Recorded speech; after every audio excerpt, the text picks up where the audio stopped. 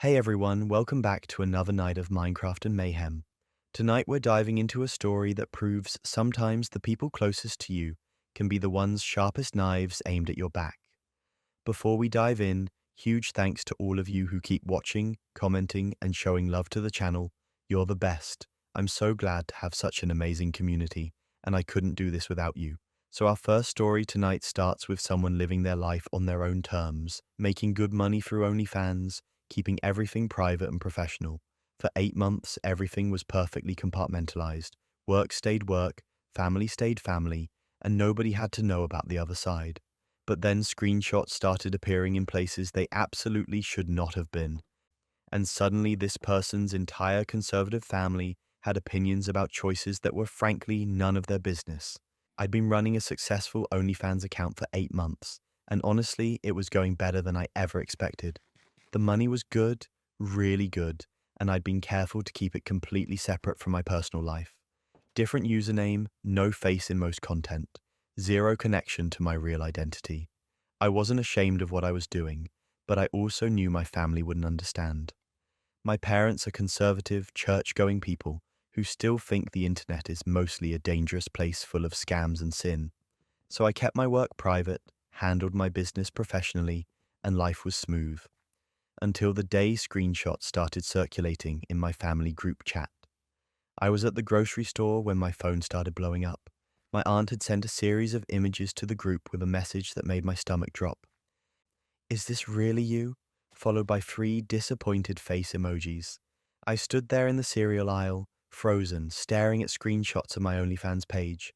Not just generic ones either, but specific posts, my bio, everything. My hands were shaking so badly I almost dropped a box of Cheerios. The family group chat was already erupting. Cousins were asking if it was real. My uncle was sending Bible verses. Someone said they were praying for me. It was a nightmare unfolding in real time, and I had no idea how to stop it. I left my cart right there in the middle of the store and went straight to my car. My mind was racing, trying to figure out who could have possibly found me. I'd been so careful.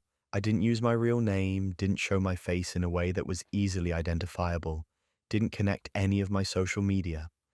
But someone had found me, screenshotted everything, and decided the family group chat was the perfect place to share their discovery. Then my mum called. She was crying, asking me if it was true, telling me she didn't raise me like this. My dad wouldn't even get on the phone. That hurt more than anything. My mum kept asking why, what happened, where did she go wrong. I tried to explain that I was an adult making my own choices, that I wasn't doing anything illegal, that this was my business and my life. She just cried harder and hung up. Within an hour, I started getting messages from people at my church. Apparently, whoever leaked this didn't stop at the family group chat. They'd sent screenshots to people from my childhood, people I hadn't spoken to in years, making sure everyone knew exactly what I was doing. My workplace got an anonymous email too. My boss called me in for a meeting the next day, awkward and uncomfortable, asking if there was anything I needed to tell him about my outside activities. It was humiliating, but that wasn't even the worst part. I was scrambling to figure out who did this, going through my subscriber list, checking for any names I recognized, when I noticed something strange. One of my subscribers had a username that seemed random, just letters and numbers, but the account had been active for months. They'd been subscribing since almost the beginning, viewing everything, never commenting or interacting, just watching. I dug deeper, cross-referenced payment information where I could, and then it hit me. The account was connected to an email address I recognized. It belonged to my cousin Jessica. Jessica, who I'd known my entire life. Jessica, who had been at every family gathering, every holiday, every birthday party. Jessica had been subscribing to my OnlyFans under a fake name for months, not because she supported me or was curious, but because she was collecting evidence. She'd been building a case against me, screenshot by screenshot, waiting for the perfect moment to blow up my life, and I knew exactly why. About a year ago, Jessica had asked me to lend her $5,000. She'd said it was an emergency, something about her car breaking down and needing major repairs, bills piling up, rent coming due. I'd felt bad for her, but I also knew Jessica. She had a history of borrowing money and never paying it back. She'd burned through half the family with the same routine. Borrow a couple hundred here, 1,000 there. promise to pay it back next month, then vanish until the next crisis. So I'd said no. I'd been polite about it, told her I couldn't afford it at the time, suggested she talk to other family members or look into a payment plan for her car. She'd smiled, said she understood, and I thought that was the end of it. Apparently, it wasn't. Jessica had been holding a grudge for a year, waiting for an opportunity to hurt me, the way I'd hurt her, by refusing to hand over money I'd worked hard for. And when she stumbled across my OnlyFans, probably while browsing the site herself, she saw her chance. She didn't just find me and move on. She subscribed. She paid money every month to access my content, not because she wanted to see it, but because she wanted to document it. She wanted ammunition. Then came the breaking point. Jessica posted about it on Facebook. Not a vague post, not a subtle hint, but a full public call-out. She tagged family members, posted screenshots, and wrote a long paragraph about how disappointed she was in me, how I'd fallen so far, how someone needed to stage an intervention before I completely ruined my life. She painted herself as the concerned cousin just trying to help, the voice of reason in a family full of enablers. The comments started rolling in immediately. Some people defended me, said it was none of anyone's business what I did for work, but others piled on, agreeing with Jessica, saying I needed help, calling me names I'm not going to repeat here. I sat there staring at my phone, watching the post get shared, watching family members and old friends comment, watching my private life get dissected by people who had no right to an opinion. And something inside me just snapped. I was done being humiliated. I was done letting Jessica control the narrative. If she wanted to air out my business in public, then I could do the same. I spent the next 2 hours going through every text message, every conversation, every interaction I'd had with Jessica over the past 3 years. I pulled up the messages where she'd begged me for money, where she'd lied about why she needed it, where she'd promised to pay back other family members and never did. I found texts where she'd trash-talked half the family behind their backs, calling our aunt cheap, our uncle a control freak, our grandma manipulative. I compiled everything into a Google Drive folder, organized it neatly with dates and context, and made it public. Then I went back to Jessica's Facebook post and left a comment. Since we're sharing secrets, let's talk about who's actually desperate for money here. And I dropped the link. If you've made it this far into the chaos, you're as addicted to Reddit drama as I am. Make sure to subscribe and tell me where you're watching from in the comments below. Trust me, you'll want to stick around because this next story gets even messier. So there I was, watching my cousin's post get flooded with comments, not about me anymore, but about her. People started clicking the link, reading through the messages, seeing exactly who Jessica really was. The comments shifted from concern about my choices to outrage at her manipulation. Family members who'd been defending her suddenly went quiet. Others started asking questions, demanding to know if the screenshots in my folder were real, if she'd really said those things about them. The family group chat went completely silent for exactly 4 hours before my phone exploded with notifications. Jessica tried to backtrack immediately. She deleted her original post within 2 hours, claimed she'd been hacked, said someone must have doctored those messages. But it was too late. The damage was done, and this time, it was her damage. My aunt, the one who'd originally sent the screenshots to the group chat, called me to apologize. She said she'd had no idea Jessica was behind it, that she'd been manipulated into thinking she was helping. My uncle admitted he'd always suspected Jessica was trouble, but never had proof until now. Even my mum called back, calmer this time, saying she didn't approve of my work, but she understood I was an adult and Jessica had crossed a line. My parents eventually came around after seeing how Jessica had manipulated the entire situation. It took a few weeks and some long, uncomfortable conversations, but they got there. My dad finally talked to me again, said he didn't understand my choices, but he loved me anyway. My mum stopped crying every time OnlyFans came up. Half my family apologized for jumping to conclusions, for believing Jessica's version of events without asking mine first. The other half, I blocked them. If they wanted to side with Jessica after everything came out, then they weren't people I needed in my life anyway. Some bridges are better burned. The weirdest part of all this was that my OnlyFans actually gained subscribers from the publicity. Apparently, drama attracts attention, and attention attracts curiosity. My income went up, my follower count doubled, and I ended up making more money than I ever had before Jessica tried to ruin me. Sometimes the trash really does take itself out, and sometimes trying to destroy someone else's life just ends up destroying your own. Jessica and I haven't spoken since. I heard through the family grapevine that she moved to a different state, probably to escape the fallout. I don't feel bad about what I did. She made a choice to weaponize my private life, to humiliate me in front of everyone I knew, all because I wouldn't hand her $5,000. She could have moved on, could have accepted that I said no, and found another way to solve her problems. Instead, she spent months plotting revenge, and it backfired spectacularly. I'm still running my OnlyFans, still making good money, still keeping it separate from my personal life, though now my family knows and most of them have made peace with it. And every time I see a new subscriber, I check the username, just to make sure it's not someone I know collecting screenshots for round 2. But speaking of exes weaponizing your private moments, this next person's nightmare makes my cousin look like an amateur. Jake and I had been together for about 2 years when I caught him cheating. It wasn't even some dramatic discovery, honestly. He left his phone unlocked on my coffee table, and a text popped up that said, "Can't wait to see you tonight, baby," from someone definitely not me. When I confronted him, he didn't even try that hard to deny it. Just sort of shrugged and said we'd been growing apart anyway. Which, okay, fair enough. Relationships end, people cheat. It sucks, but it happens. So we broke up.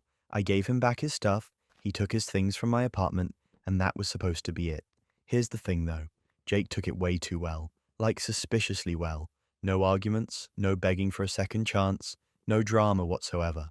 He just smiled, said he understood, and walked out of my life. I remember thinking that was mature of him. I actually felt kind of relieved that we were ending things like adults. I was so incredibly wrong. About 2 weeks after the breakup, my phone started blowing up. And I don't mean a few notifications, I mean hundreds of messages, all from random accounts I'd never seen before. At first I thought it was some kind of spam bot situation. Then I started reading them. They were vile, disgusting. Explicit messages from strangers telling me exactly what they wanted to do to me, making comments about my body, sending me pictures I absolutely did not ask for. My Instagram DMs were flooded.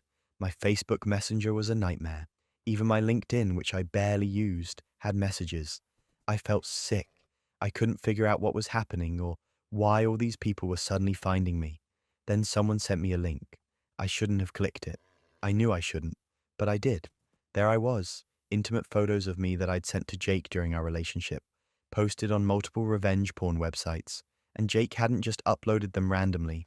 No, he'd been thorough. My full name was listed, my Instagram handle, my workplace.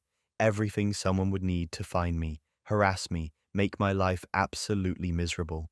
There were dozens of photos, some I'd completely forgotten even existed.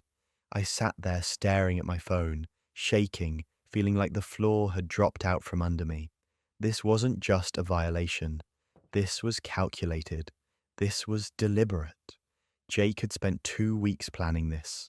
While I thought we'd ended things maturely, he'd been compiling every intimate moment I'd ever shared with him and weaponizing it. The worst part? My co-workers started seeing them. I work in a pretty conservative office environment, and suddenly people were looking at me differently, whispering when I walked by. I could feel their eyes on me, their judgment. Then my boss called me into his office. He was uncomfortable, wouldn't make eye contact, and basically asked me if I was aware of certain images circulating online and whether this would affect my ability to represent the company professionally. I wanted to disappear. I wanted to quit. I wanted to explain that I hadn't done anything wrong, that this was revenge, that I was the victim here. But instead I just nodded and said I was handling it. I tried calling Jake, blocked, texted him, blocked, reached out on every social media platform we'd ever connected on, blocked everywhere. He'd completely ghosted me, which made it pretty obvious he knew exactly what he'd done and was hiding from the consequences. Meanwhile, I was drowning. I couldn't sleep. I couldn't eat. Every notification on my phone sent my anxiety through the roof. I felt humiliated and terrified and completely helpless. But here's the thing about Jake. He's always been arrogant, thought he was smarter than everyone else. And that arrogance made him sloppy. See, Jake made one critical mistake. He was in some of those photos too. Not all of them, but enough. Couple photos, stuff we'd taken together during trips, intimate moments where both of us were visible. And years ago, back when we first started dating and he was trying to be romantic and spontaneous, he'd sent some of those photos from his work email. I know, incredibly stupid. But he'd done it, and I'd kept those emails because, at the time, they were sweet memories. Suddenly those emails weren't just memories, they were evidence. I hired a lawyer, a good one who specialized in cyber harassment and revenge porn cases. I compiled everything, screenshots of the websites, screenshots of the harassment, timestamps, the original emails Jake had sent from his work address, every single piece of evidence I could find that connected him to this nightmare. Then I filed a police report. It felt good to have an official record, to have someone in authority acknowledge that what Jake did was a crime, not just some petty breakup drama. My lawyer told me the police investigation would take time, weeks, maybe months, but I didn't have to wait for them to act. Then I found out something interesting. Jake was up for a major promotion at his job. He worked for this prestigious tech company, one of those places with a glossy website full of buzzwords about innovation and integrity and corporate responsibility. And Jake was apparently in line to become a senior product manager. Big title, big raise, the kind of promotion that would set up his entire career. Here's where it gets absurd. I decided Jake's company deserved to know exactly who they were about to promote, so I sent his HR department a formal complaint, not some angry email rant, a professional, detailed, thoroughly documented complaint with attachments. I included evidence of the harassment, screenshots of the revenge porn sites with timestamps, the police report number, and the absolute cherry on top, screenshots of Jake bragging to his friends about teaching me a lesson and making sure I regretted dumping him. Apparently, he'd been running his mouth in a group chat, and one of his friends, who I guess had a shred of human decency, had forwarded those screenshots to a mutual friend who sent them to me. Jake had literally documented his own crime while bragging about it. I sent everything to HR. Then I waited. 48 hours. That's how long it took for Jake's entire life to implode. His company had a zero-tolerance policy for harassment and illegal behavior. They didn't mess around. They didn't give him a warning or a chance to explain. They just fired him, immediately. The promotion he'd been working toward for years went to someone else. His access was revoked. His LinkedIn profile, where he'd proudly displayed that company logo and his fancy job title, disappeared overnight. And because the tech industry is smaller than people think, word spread. Fast, people talk, recruiters talk, HR departments talk to each other. Jake's name became associated with revenge porn, harassment, and getting fired for illegal activity. Nobody wants to hire that guy. I'm not going to pretend I didn't feel a rush of satisfaction when I found out. Because I absolutely did. After weeks of humiliation and fear and feeling powerless, watching Jake face actual consequences felt like oxygen after drowning. Jake tried reaching out after that.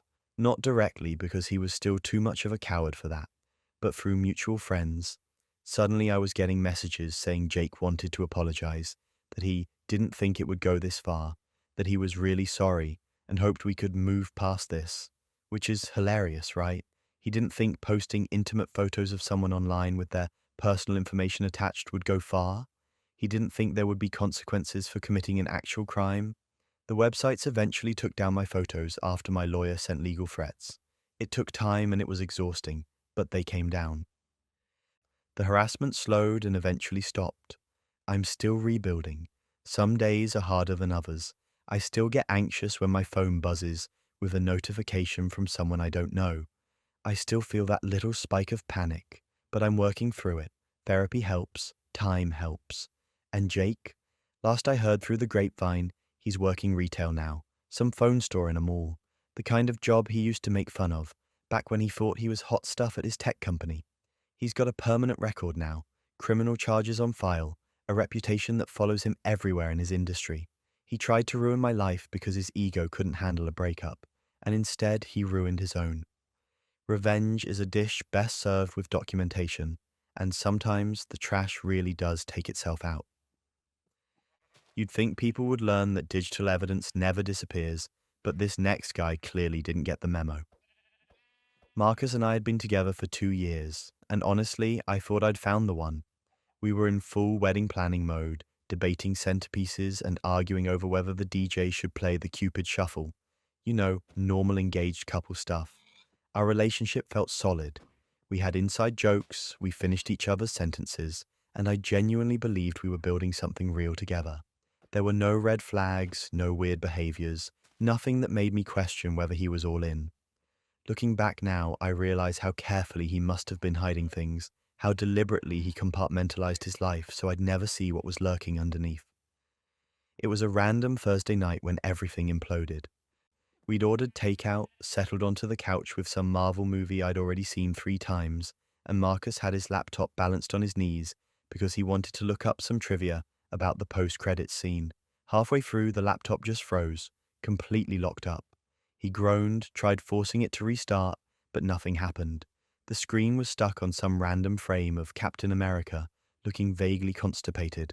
Marcus handed it to me and asked if I could restart it while he went to the bathroom. He seemed totally unbothered, just casually trusting me with his computer like he had nothing to hide. And why wouldn't he? I'd used his laptop before. We shared passwords.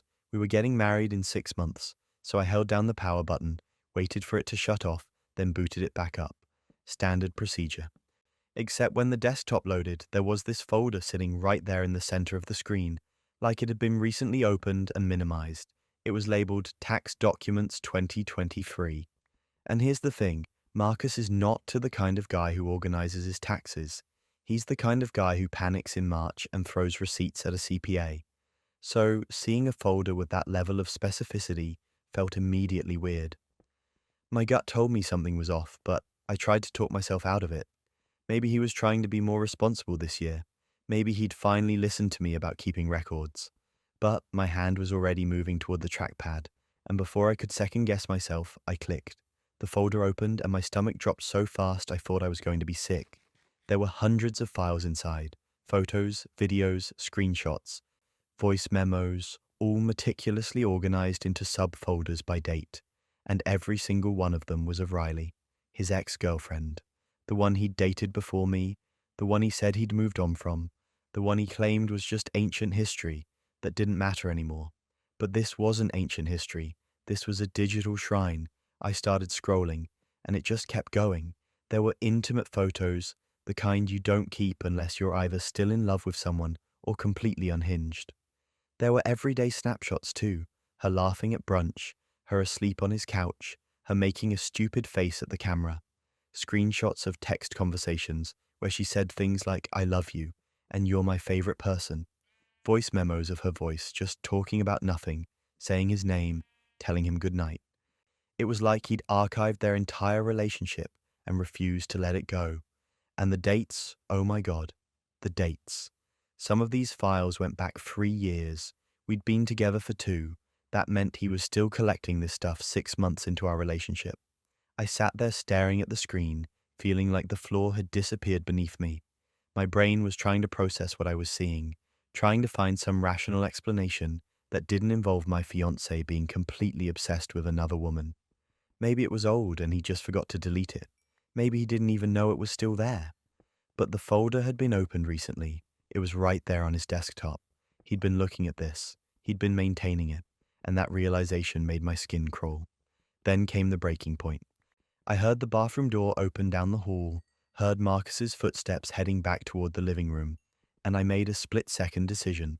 I connected his laptop to the TV, our massive living room TV, the one we'd bought together last year for movie nights, and when Marcus walked back into the room, Riley's face was blown up on a 55-inch screen, smiling at him from a photo dated 8 months ago. He stopped dead in his tracks. I watched the color drain from his face in real time, watched his mouth open and close like he was trying to find words that didn't exist. For a solid 10 seconds, he just stood there, frozen, staring at the screen like maybe if he didn't move, this whole situation would disappear. Then he started stammering. "I can explain, it's not what it looks like. I haven't been able to let go. It doesn't mean anything. I swear it doesn't mean anything." I didn't yell, I didn't cry. I just looked at him and asked one question. "Does Riley know you still have all of this?" He hesitated, and that hesitation told me everything I needed to know. But he still said it out loud. No, she doesn't know. And that's when it clicked for me. This wasn't nostalgia. This wasn't some guy struggling to move on from a meaningful relationship. This was obsession. This was someone hoarding another person's digital life without their knowledge or consent.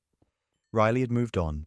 She was out there living her life, probably assuming all these private moments had been deleted years ago, and Marcus was sitting here curating them like a creepy scrapbook. I asked him why.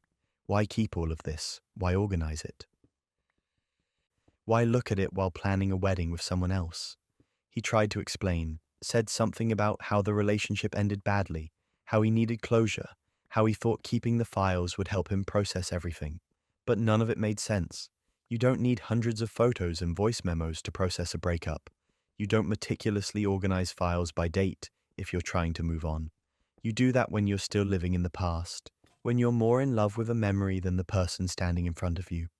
I told him the wedding was off. Just like that. No discussion, no negotiation, no chance to talk me out of it. He started begging immediately, saying he'd delete everything, that he'd prove he was over her, that he loved me and only me. But I was already done.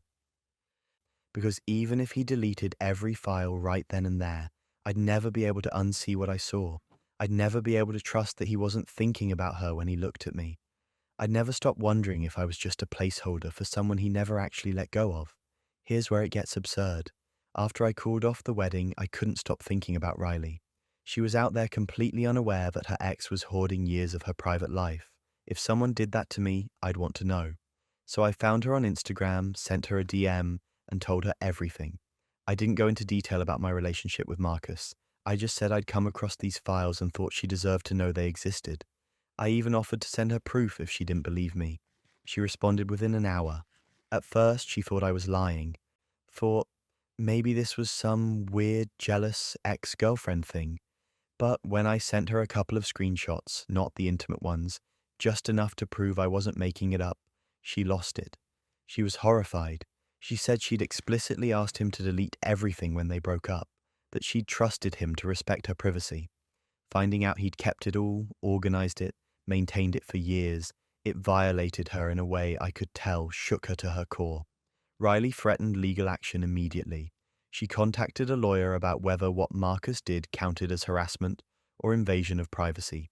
I don't know all the details of how that played out, but I do know she got a restraining order.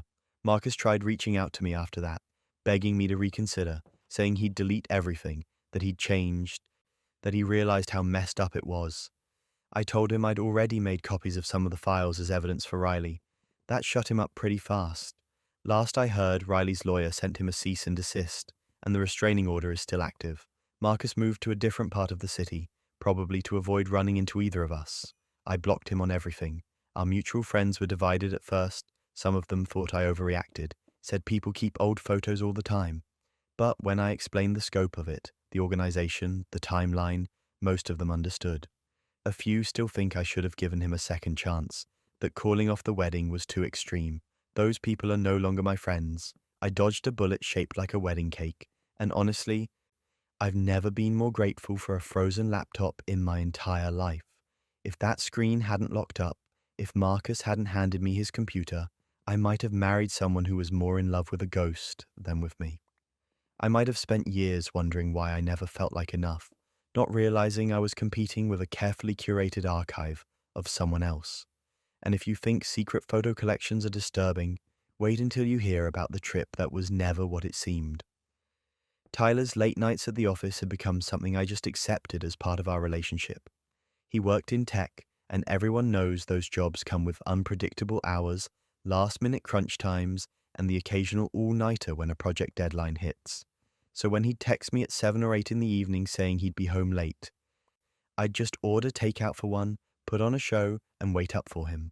Sometimes he wouldn't get home until after midnight, looking exhausted, smelling like coffee and stress. I trusted him completely. Why wouldn't I? We'd been together for almost 3 years. We talked about moving in together officially, about maybe getting a dog, about all those future things couples discuss when they think they're building something real. Then one Tuesday night we went out to dinner at this Italian place we both loved, and halfway through our meal, Tyler's phone died. He groaned, said he was expecting an important email from his boss, and asked if he could use my phone real quick to check his work account. I handed it over without a second thought. He logged into his email, scrolled for a minute, then handed my phone back and went back to eating his pasta. I didn't think anything of it. We finished dinner, drove home, watched half a movie before he fell asleep on the couch. It was a completely normal, unremarkable evening. Except it wasn't. Later that night, after Tyler had gone to bed, I was scrolling through my phone before falling asleep myself when I noticed a notification I hadn't seen before. My photo backup app, the one that syncs to my cloud storage, was uploading new photos. That was weird because I hadn't taken any pictures that day. I opened the app, curious, and my stomach dropped when I saw what was uploading. Dozens of photos, and none of them were mine. They were Tyler's photos. His camera roll was syncing to my cloud because when he'd logged into his email on my phone, it must have automatically connected to the backup service. And now his entire photo library was transferring over, picture by picture, right in front of my eyes. At first, I saw normal stuff, screenshots of work stuff, memes, photos of his car, pictures of us together. But then I started seeing other photos that made my blood run cold. Tyler and a woman I didn't recognize, sitting close together at a restaurant, both smiling at the camera like they were on a date. Another photo of them at what looked like a hotel room, her kissing his cheek while he grinned. A selfie of them at the beach, her in a bikini, him shirtless, his arm around her waist. The caption read, "My baby," with a heart emoji. I felt like I couldn't breathe. I kept scrolling, my hands shaking, and there were more, so many more. Pictures of them at bars, at brunch spots, in bed together. One photo had a caption that said, "Can't wait to tell everyone about us." The timestamps on these photos went back months, 4 months to be exact. I cross-referenced the dates with my own memory, with our text conversations, and every single time Tyler had told me he was working late or at a work conference or stuck in meetings, he'd actually been with her. The weekend he said he had to go to a work retreat in San Diego, he was at the beach with her. The nights he said he was pulling all-nighters at the office, he was at her place or she was at his. The lies were so detailed, so consistent, that I'd never even questioned them. I sat there in bed, my boyfriend asleep in the next room, scrolling through evidence of a relationship I didn't know existed. Her name, based on the tags and comments, was Jenna. She worked at his company. She was the co-worker he'd mentioned casually a few times, the one he'd grab lunch with occasionally or complain about when she didn't pull her weight on projects. Except apparently she was pulling a lot more than her weight in other areas of his life. I didn't wake him up. I didn't scream or cry or throw things, even though part of me wanted to do all three. Instead, I took screenshots of everything, every photo, every timestamp, every caption. I saved them all to a separate folder on my laptop. Then I went further. I logged into our shared bank account and started pulling up receipts. Dinners at expensive restaurants on nights he said he was eating at his desk. Hotel charges during that supposed work retreat. Flowers purchased on Valentine's Day that I never received. I built a timeline, matching every lie to a photo, every expense to a location. It took me 3 hours, and by the time I was done, I had a completely airtight case documenting 4 months of betrayal. And here's where it gets absurd. I didn't confront him the next morning. I smiled, made him coffee, kissed him goodbye when he left for work like nothing had changed. But I was planning something. I needed to do this right. I needed both of them to understand exactly what they'd done, and I needed to watch it all fall apart in real time. So I sent 2 text messages that afternoon, one to Tyler. "Hey babe, can you come over around 7 tonight? I want to talk about something important. It's good news, I promise." He replied immediately with a heart emoji and said he'd be there.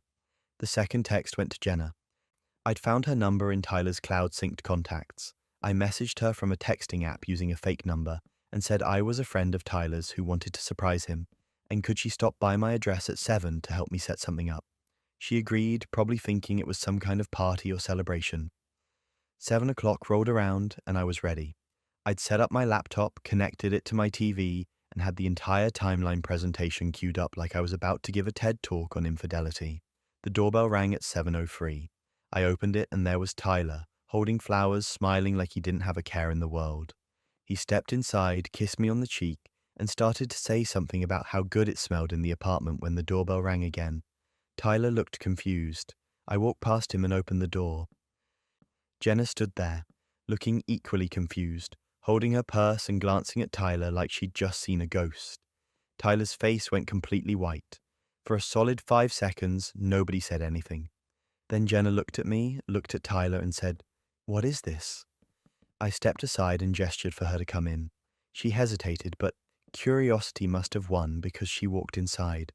I closed the door behind her, locked it, and calmly said, "I think we all need to have a conversation." Tyler started stammering immediately, trying to say something, anything, but I held up my hand and told him to wait. I walked over to the TV, grabbed the remote, and turned it on. The first slide of my timeline appeared on the screen. A photo of Tyler and Jenna at a restaurant, dated 3 months ago, next to a bank receipt from the same night showing Tyler had paid for a $140 dinner. Below that, a screenshot of Tyler's text to me from that same night. "Stuck at the office, probably won't be home until late.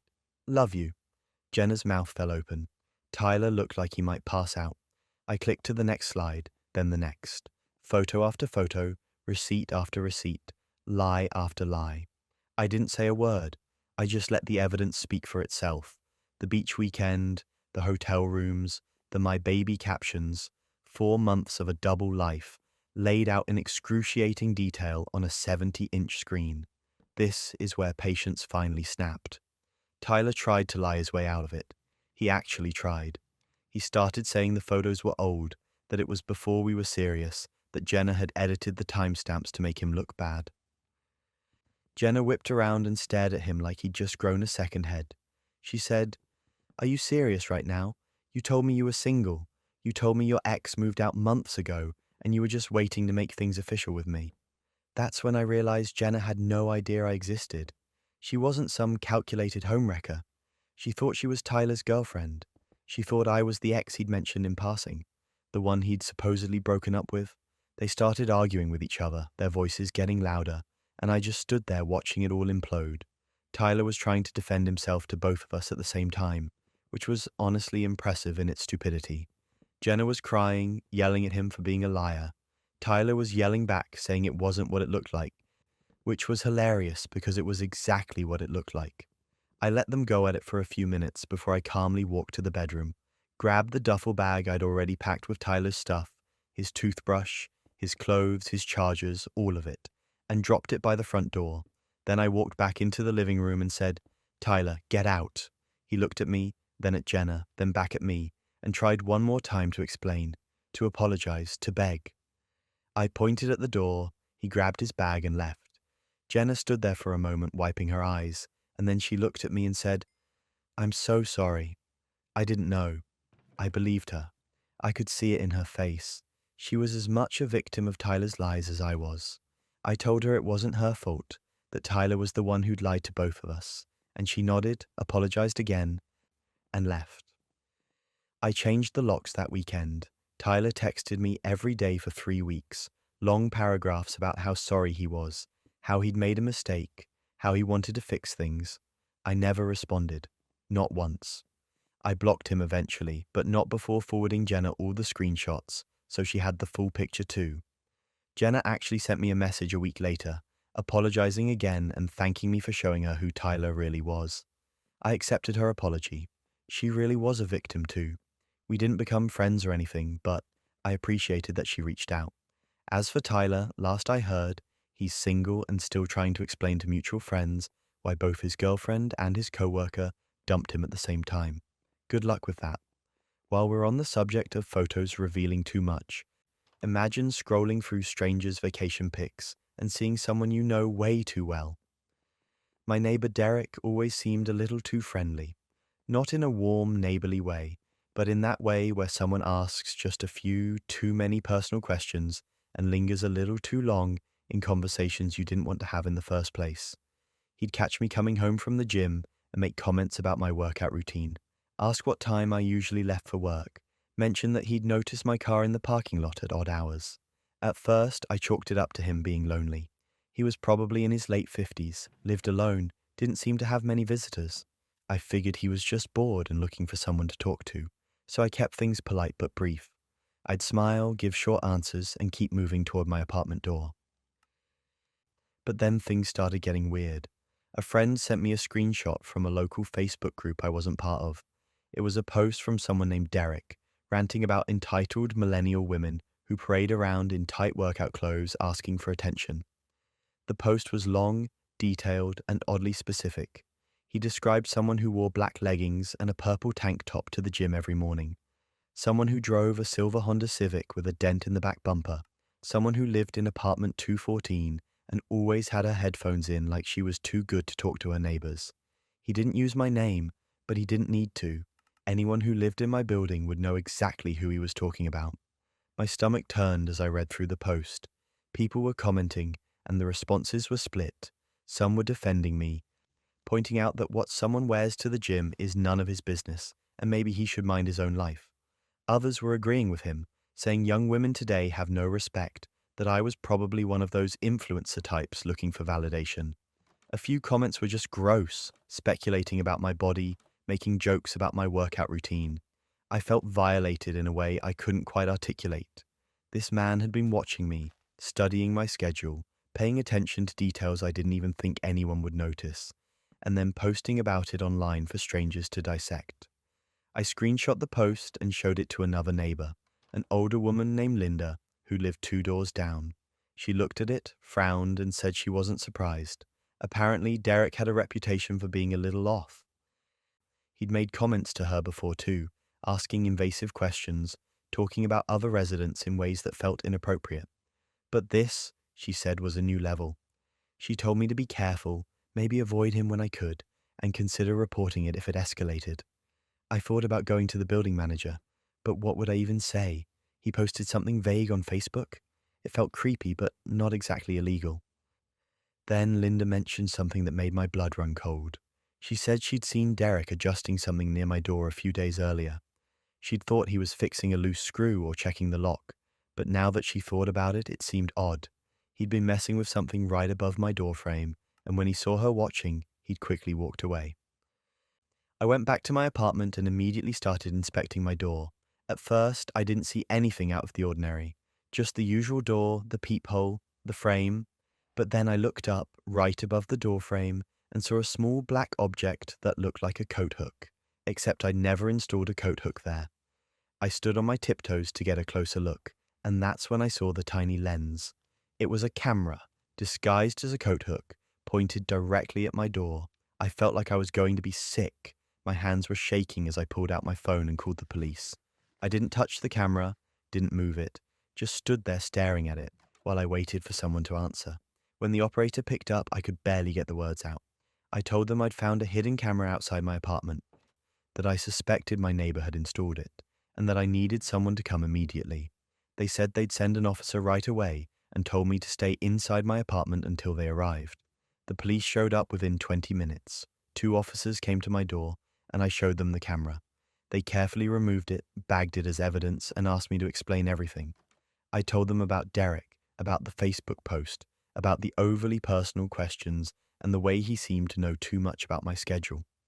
One of the officers asked if I'd noticed anything else unusual, and that's when I mentioned Linda seeing him near my door. They knocked on her door and she confirmed the story. Then they asked if they could check the other apartments on my floor. That's when everything unraveled.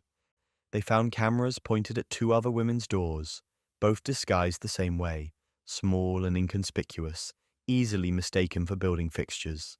The officers immediately went to Derek's apartment and knocked.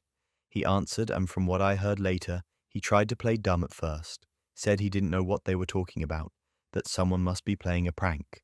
But when they asked if they could come inside and take a look around, he hesitated just a little too long. They came back with a warrant a few hours later.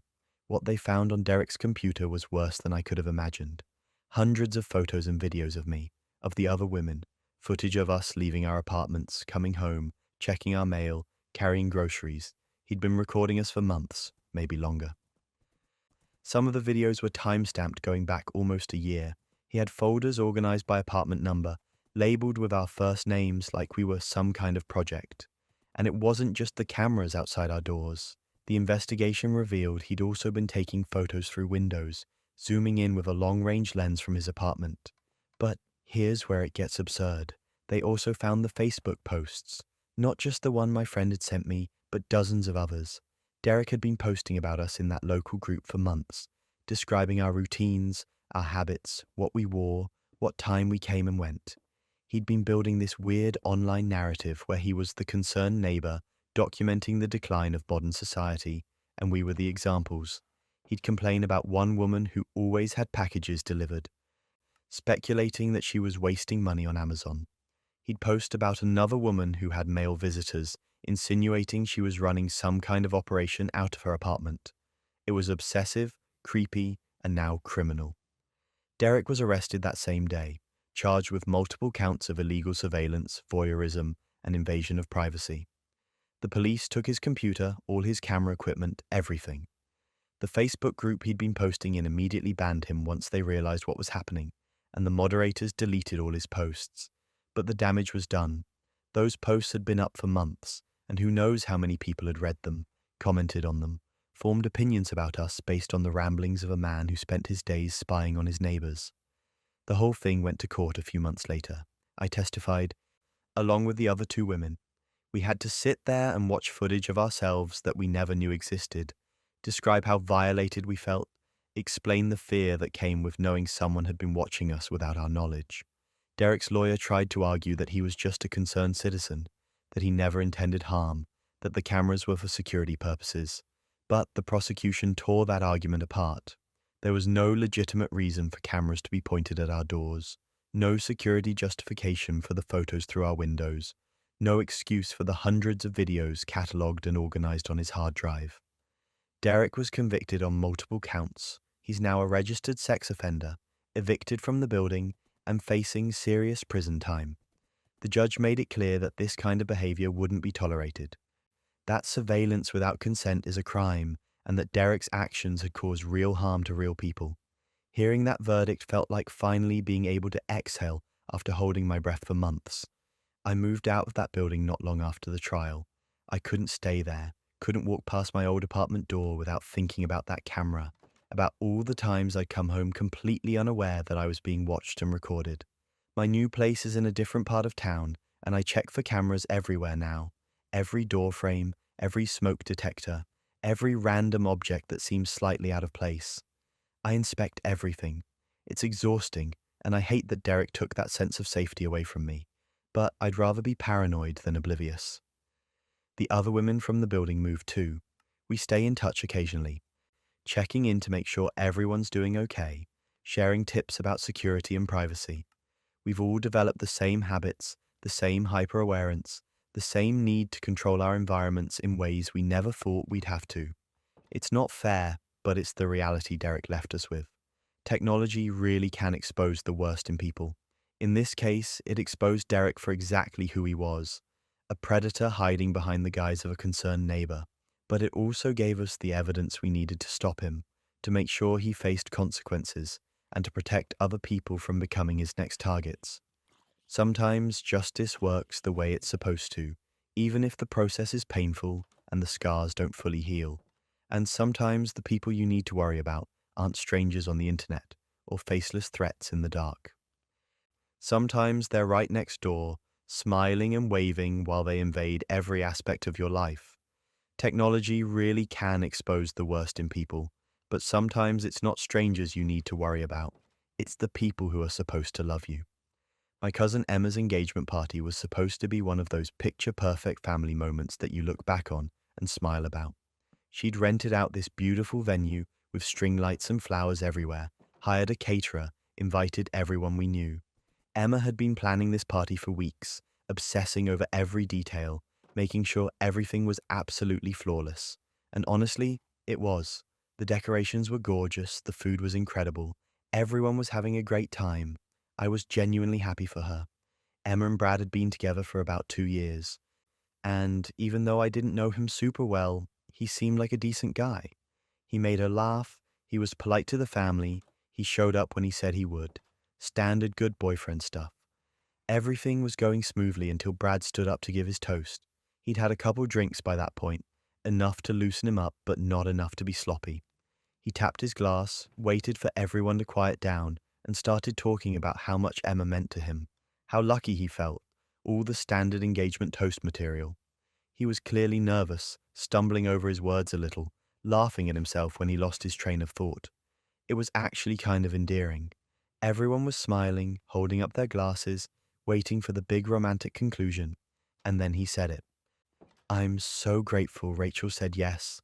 The room went completely silent, like someone had hit a mute button on the entire party. I felt my stomach drop, felt every single person in that room turn to look at me, then at Emma, then back at Brad.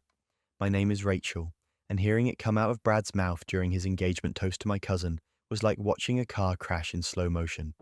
You know it's happening. You know it's going to be bad, but you can't look away and you can't stop it. Emma's face drained of all color. She was standing next to Brad, holding his hand, and I watched her grip loosen as she processed what he'd just said. Brad realized his mistake about half a second later. His eyes went wide, his face went red, and he immediately started backtracking. He laughed, this horrible nervous laugh that made everything worse, and said something about being so nervous. He mixed up his words. How crazy was that? Must be the champagne talking. But nobody was laughing with him. Least of all, Emma. She turned to him, her voice deadly calm, and asked why my name had just come out of his mouth. Not as a joke, not as a hypothetical. She wanted a real answer, and Brad, bless his panicking heart, tried to play it off again, said it was just nerves, that he'd been thinking about how grateful he was that she'd introduced him to her family, and I was part of that family, so maybe his brain just misfired. It was weak. Everyone knew it was weak. Emma knew it was weak. That's when she looked at me, and I knew right then that I had to tell her something I'd been avoiding for 2 years. Something I'd convinced myself didn't matter. That was ancient history. That would only complicate things if I brought it up. But standing there with the entire party staring at me, watching Emma's face crumble as she waited for an explanation, I couldn't keep pretending it was irrelevant. Brad and I had dated, briefly, 5 years ago, way before he ever met Emma. It lasted maybe 3 months and it ended amicably. No drama, no hard feelings. We just weren't compatible long term and decided to stay friends. We'd stayed in touch casually over the years, the way you do with exes who didn't implode your life. When he started dating Emma, I recognized him immediately, but he asked me not to say anything. He said it would just make things weird, that it was so far in the past it didn't matter, that Emma might feel uncomfortable knowing we had history. And stupidly, I agreed. I thought he was right. I thought keeping it quiet was easier than explaining a relationship that had meant so little it barely registered as a blip in my romantic history. Except Brad apparently hadn't mentioned it to Emma either, and now, standing at her engagement party, with Brad having just accidentally said my name instead of hers, that omission felt a whole lot less harmless. I told her, right there, in front of everyone. I said Brad and I had dated years ago, before they met, that it ended quickly and amicably, and I never mentioned it because it genuinely seemed like ancient history that didn't matter. I told her I should have said something when they first started dating, that I'd made a mistake by keeping quiet, but I never thought it would become an issue. Emma just stared at me, then at Brad, then back at me. And I watched her put the pieces together, watched her realize that both of us had been lying to her by omission for 2 entire years, her fiancé and her cousin, both keeping the same secret, both deciding she didn't need to know. What happened next? Nobody saw it coming. Emma lost it, not in a screaming, throwing things kind of way, but in a cold, controlled fury that was somehow worse. She told Brad the engagement was off, just like that. No discussion, no chance to explain, no room for negotiation. She pulled off her ring and set it on the table, said she couldn't marry someone who'd lied to her about something like this, especially someone who just accidentally called her by his ex-girlfriend's name at their engagement party. Then she turned to me, told me she needed space, that she couldn't look at me right now, that she'd trusted me and I'd broken that trust by keeping secrets. And honestly, she was right. I had broken her trust. I'd chosen to protect Brad's comfort and my own convenience over being honest with someone I'd known my entire life. The party imploded after that. Guests started awkwardly gathering their things and leaving, mumbling condolences and excuses about early mornings. Emma locked herself in the bathroom while her mum tried to talk to her through the door. Brad stood there looking shell-shocked, trying to apologize to anyone who would listen. I left before anyone could corner me with questions, drove home feeling like the worst person alive. Emma and I didn't speak for 3 months. I tried texting her a few times, sent a long apology email, but she didn't respond. I gave her space because that's what she'd asked for, even though it was killing me. Emma and I had been close our whole lives. We'd grown up together, shared secrets, been there for each other through breakups and family drama and everything in between. And I'd ruined it by keeping quiet about something that felt insignificant to me, but clearly mattered to her. Eventually, she reached out, asked if we could talk. We met at a coffee shop and talked for hours. She told me how betrayed she felt, how humiliated, how finding out at her own engagement party that her fiancé and cousin had dated made her question everything about her relationship. She said she understood my reasoning, understood why I thought it didn't matter, but it should have been her choice whether it mattered or not. And she was absolutely right. I apologized, genuinely. Told her I'd made a bad call and there was no excuse for it, that I should have been honest from the start. She didn't forgive me right away, but she said she wanted to try rebuilding our relationship slowly. That was enough. The weirdest part came a few weeks after that conversation. Brad reached out to me, said he and Emma were officially done, that he'd tried apologizing but she wouldn't hear it. Then he asked if I wanted to get dinner sometime, catch up, maybe see if there was still something between us. I genuinely laughed out loud, like, the audacity of this man to blow up his engagement by accidentally saying my name, lose his fiancée because of secrets we both kept, and then immediately try to circle back to me like I was some kind of backup plan. I told Emma about it, and for the first time in months, we laughed together. Really laughed. The kind of laugh where you can't breathe and tears are streaming down your face, because Brad trying to get back with me after everything was so absurd, so perfectly ridiculous, that it almost felt like karma. We're rebuilding our relationship slowly, Emma and I. Some weeks are better than others. We have coffee sometimes, text more regularly, but we're not back to where we were yet, and that's okay. Trust takes time to rebuild. Brad is alone, last I heard. Word got around about what happened at the engagement party, and apparently his dating life hasn't recovered. Some things work out exactly the way they should. Family dynamics can get messy over things left unsaid, but this next story takes hidden family secrets to a whole different level. Melissa told me she needed a break, not from our marriage. She was quick to clarify, just from the routine.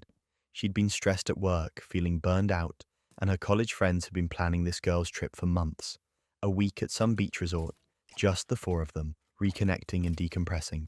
She showed me the resort website, talked about how they'd spend days by the pool, get massages, drink too many margaritas, and basically do nothing productive for 7 straight days. It sounded perfect for her, honestly. She deserved it. So I encouraged her to go. I even helped her pack, made sure she had sunscreen, told her to have fun and not worry about anything back home. I'd handle the house, handle our dog, handle everything. She kissed me goodbye at the airport, rolling her little suitcase behind her, looking genuinely excited for the first time in weeks. The week she was gone, I got updates, text messages about how beautiful the beach was, how good the food tasted, how much fun she was having with her friends. She posted Instagram stories every day, sunset photos with captions like, "Needed this so bad," and videos of tropical drinks clinking together while her friends laughed in the background. I liked every post, commented supportive things, felt genuinely happy that she was relaxing and enjoying herself. Our marriage had been solid for 5 years. We had our ups and downs like any couple, but we communicated, we worked through things, and I trusted her completely.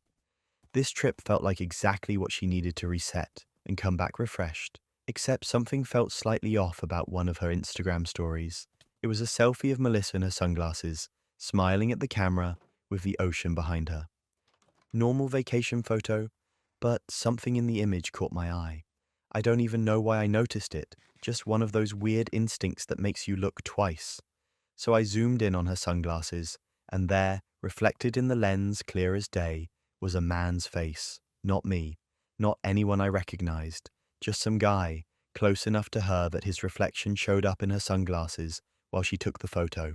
My stomach dropped. I took a screenshot, zoomed in further, studied the reflection. It was definitely a man. Dark hair, sunglasses, smiling. He was right there next to her when she took that selfie.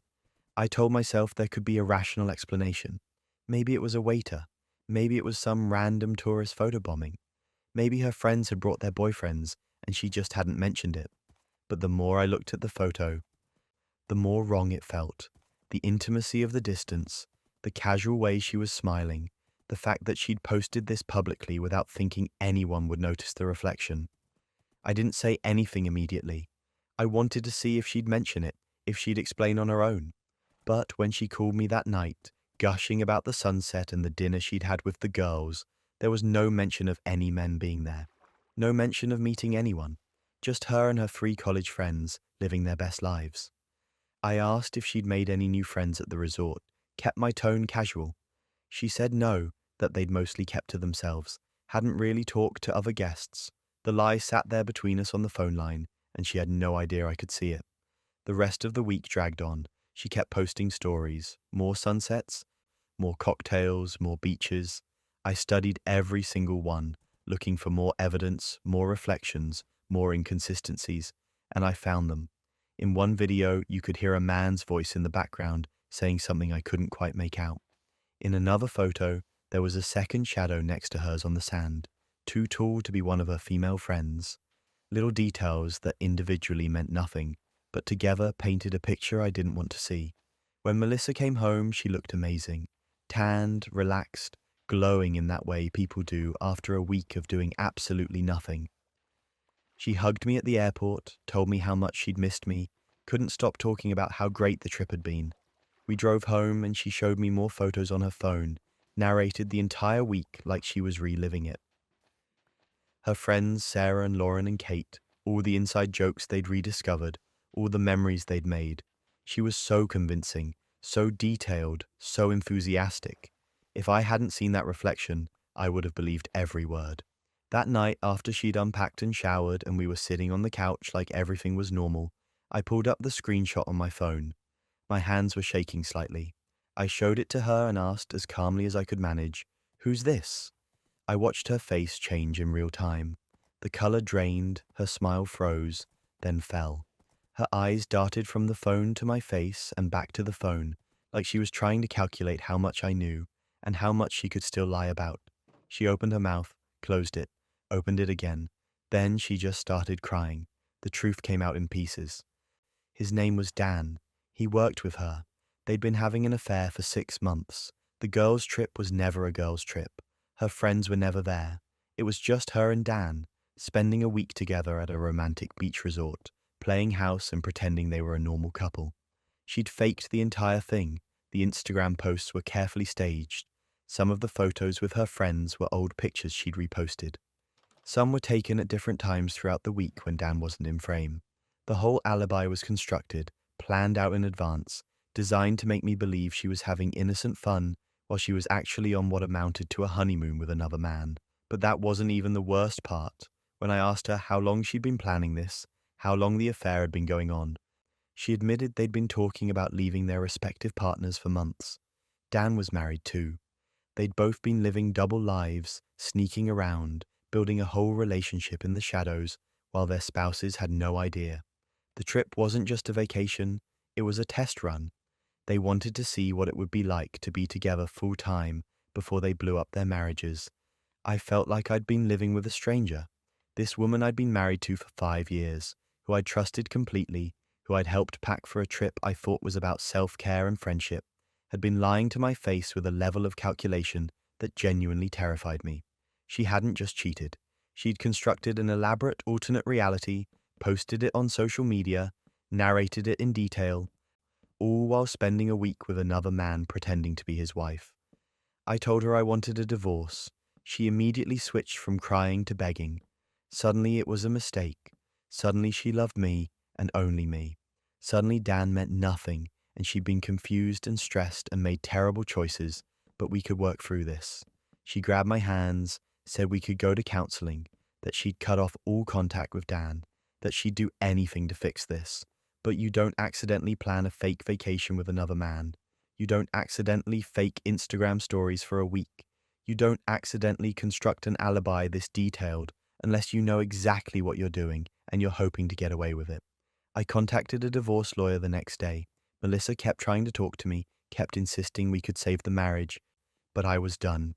I'd seen who she really was, and I couldn't unsee it. She'd looked me in the eye and lied so smoothly, so convincingly, that if it weren't for a random reflection in her sunglasses, I might never have known. And that thought made me sick. How long would she have kept it up? How many more girls' trips would there have been? At what point would she have finally told me the truth, if ever? The divorce took 6 months to finalize. Melissa fought it at first, tried to negotiate, tried to convince me to reconsider, but eventually she signed the papers. I found out through mutual friends that she'd moved in with Dan about 3 weeks after our divorce was final. Apparently, Dan's wife had also discovered the affair around the same time I did, so he was suddenly single too. How romantic for them. They got exactly what they wanted, just with a lot more collateral damage than they'd probably anticipated. Last I heard, Melissa and Dan got married. I saw the announcement on Facebook through a friend's shared post. Beach wedding, of course, probably at the same resort where they'd had their fake girls' trip. The irony wasn't lost on me. I didn't feel angry when I saw the photos. I didn't feel sad. I mostly just felt relieved that I'd gotten out when I did, that I hadn't wasted more years with someone capable of that level of deception. I'm still working on healing. Some days are easier than others. I've been in therapy, which helps. I've been focusing on myself, on hobbies I'd let slide, on friendships I'd neglected. I'm learning to trust again, slowly. And I'm looking for someone who doesn't need a vacation from our marriage, who doesn't need to fake elaborate trips to feel fulfilled, who can just be honest about what they want instead of constructing alternate realities on Instagram. The whole experience taught me that sometimes the person you think you know best is the person hiding the most, and sometimes a reflection in a pair of sunglasses can save you from wasting the rest of your life on a lie. Speaking of hidden relationships, imagine discovering your partner's secret obsession isn't another person. It's something much more disturbing. I was mindlessly scrolling through Facebook on a Tuesday night, the kind of aimless browsing you do when you're bored and your brain needs something to do that isn't productive. My feed was the usual mix of baby photos, political rants, and ads for things I'd searched for once 3 weeks ago. Then a suggested friend popped up, Lisa Martinez. I didn't recognize the name, but her cover photo caught my eye because it was a really nice family beach picture, the kind with golden hour lighting and everyone looking genuinely happy. There was a woman, presumably Lisa, smiling at the camera with her arm around a little boy who looked about 7, and standing on the other side of the kid, holding his hand and grinning like he didn't have a care in the world, was my husband Tom. At first, I thought it had to be a doppelganger, one of those weird coincidences where someone looks exactly like someone you know. But then I zoomed in on the photo, and my stomach dropped. There, clear as day on his left forearm, was Tom's distinctive tattoo. A compass rose with our wedding date underneath it. The tattoo he'd gotten 2 years into our marriage, the one he told me symbolized how I was his true north. I felt like the air had been sucked out of the room. My hands were shaking as I clicked through to Lisa's profile. It wasn't private, everything was public. I started scrolling through her photos, and each one felt like a punch to the chest. Tom at a birthday party, wearing a ridiculous party hat, with his arm around this woman. Tom on Christmas morning, sitting on a couch I didn't recognize, surrounded by wrapping paper and presents. Tom at what looked like a school event, holding the little boy on his shoulders while Lisa took the picture. The dates on these photos went back years, 5 years, 6 years, 7 years. They overlapped our entire marriage. I kept scrolling, my mind refusing to process what I was seeing. There were vacation photos of Tom and Lisa at the Grand Canyon, date night selfies at restaurants, casual weekday pictures of Tom making breakfast in a kitchen that wasn't ours. In every single photo, he looked happy, comfortable, like this was his real life and I was somehow the side character who didn't know the plot. I felt like reality was fracturing around me. How was this possible? Tom and I had been married for 8 years. We lived together. We shared a bed almost every night. We had routines, inside jokes, a whole life together. But apparently so did Tom and Lisa. I grabbed my phone and called Tom immediately, not even thinking about what I was going to say, just needing to hear his voice and have him explain this away. He answered on the second ring, sounding relaxed. "Hey babe, what's up?" I couldn't even form words at first. Then I just blurted it out.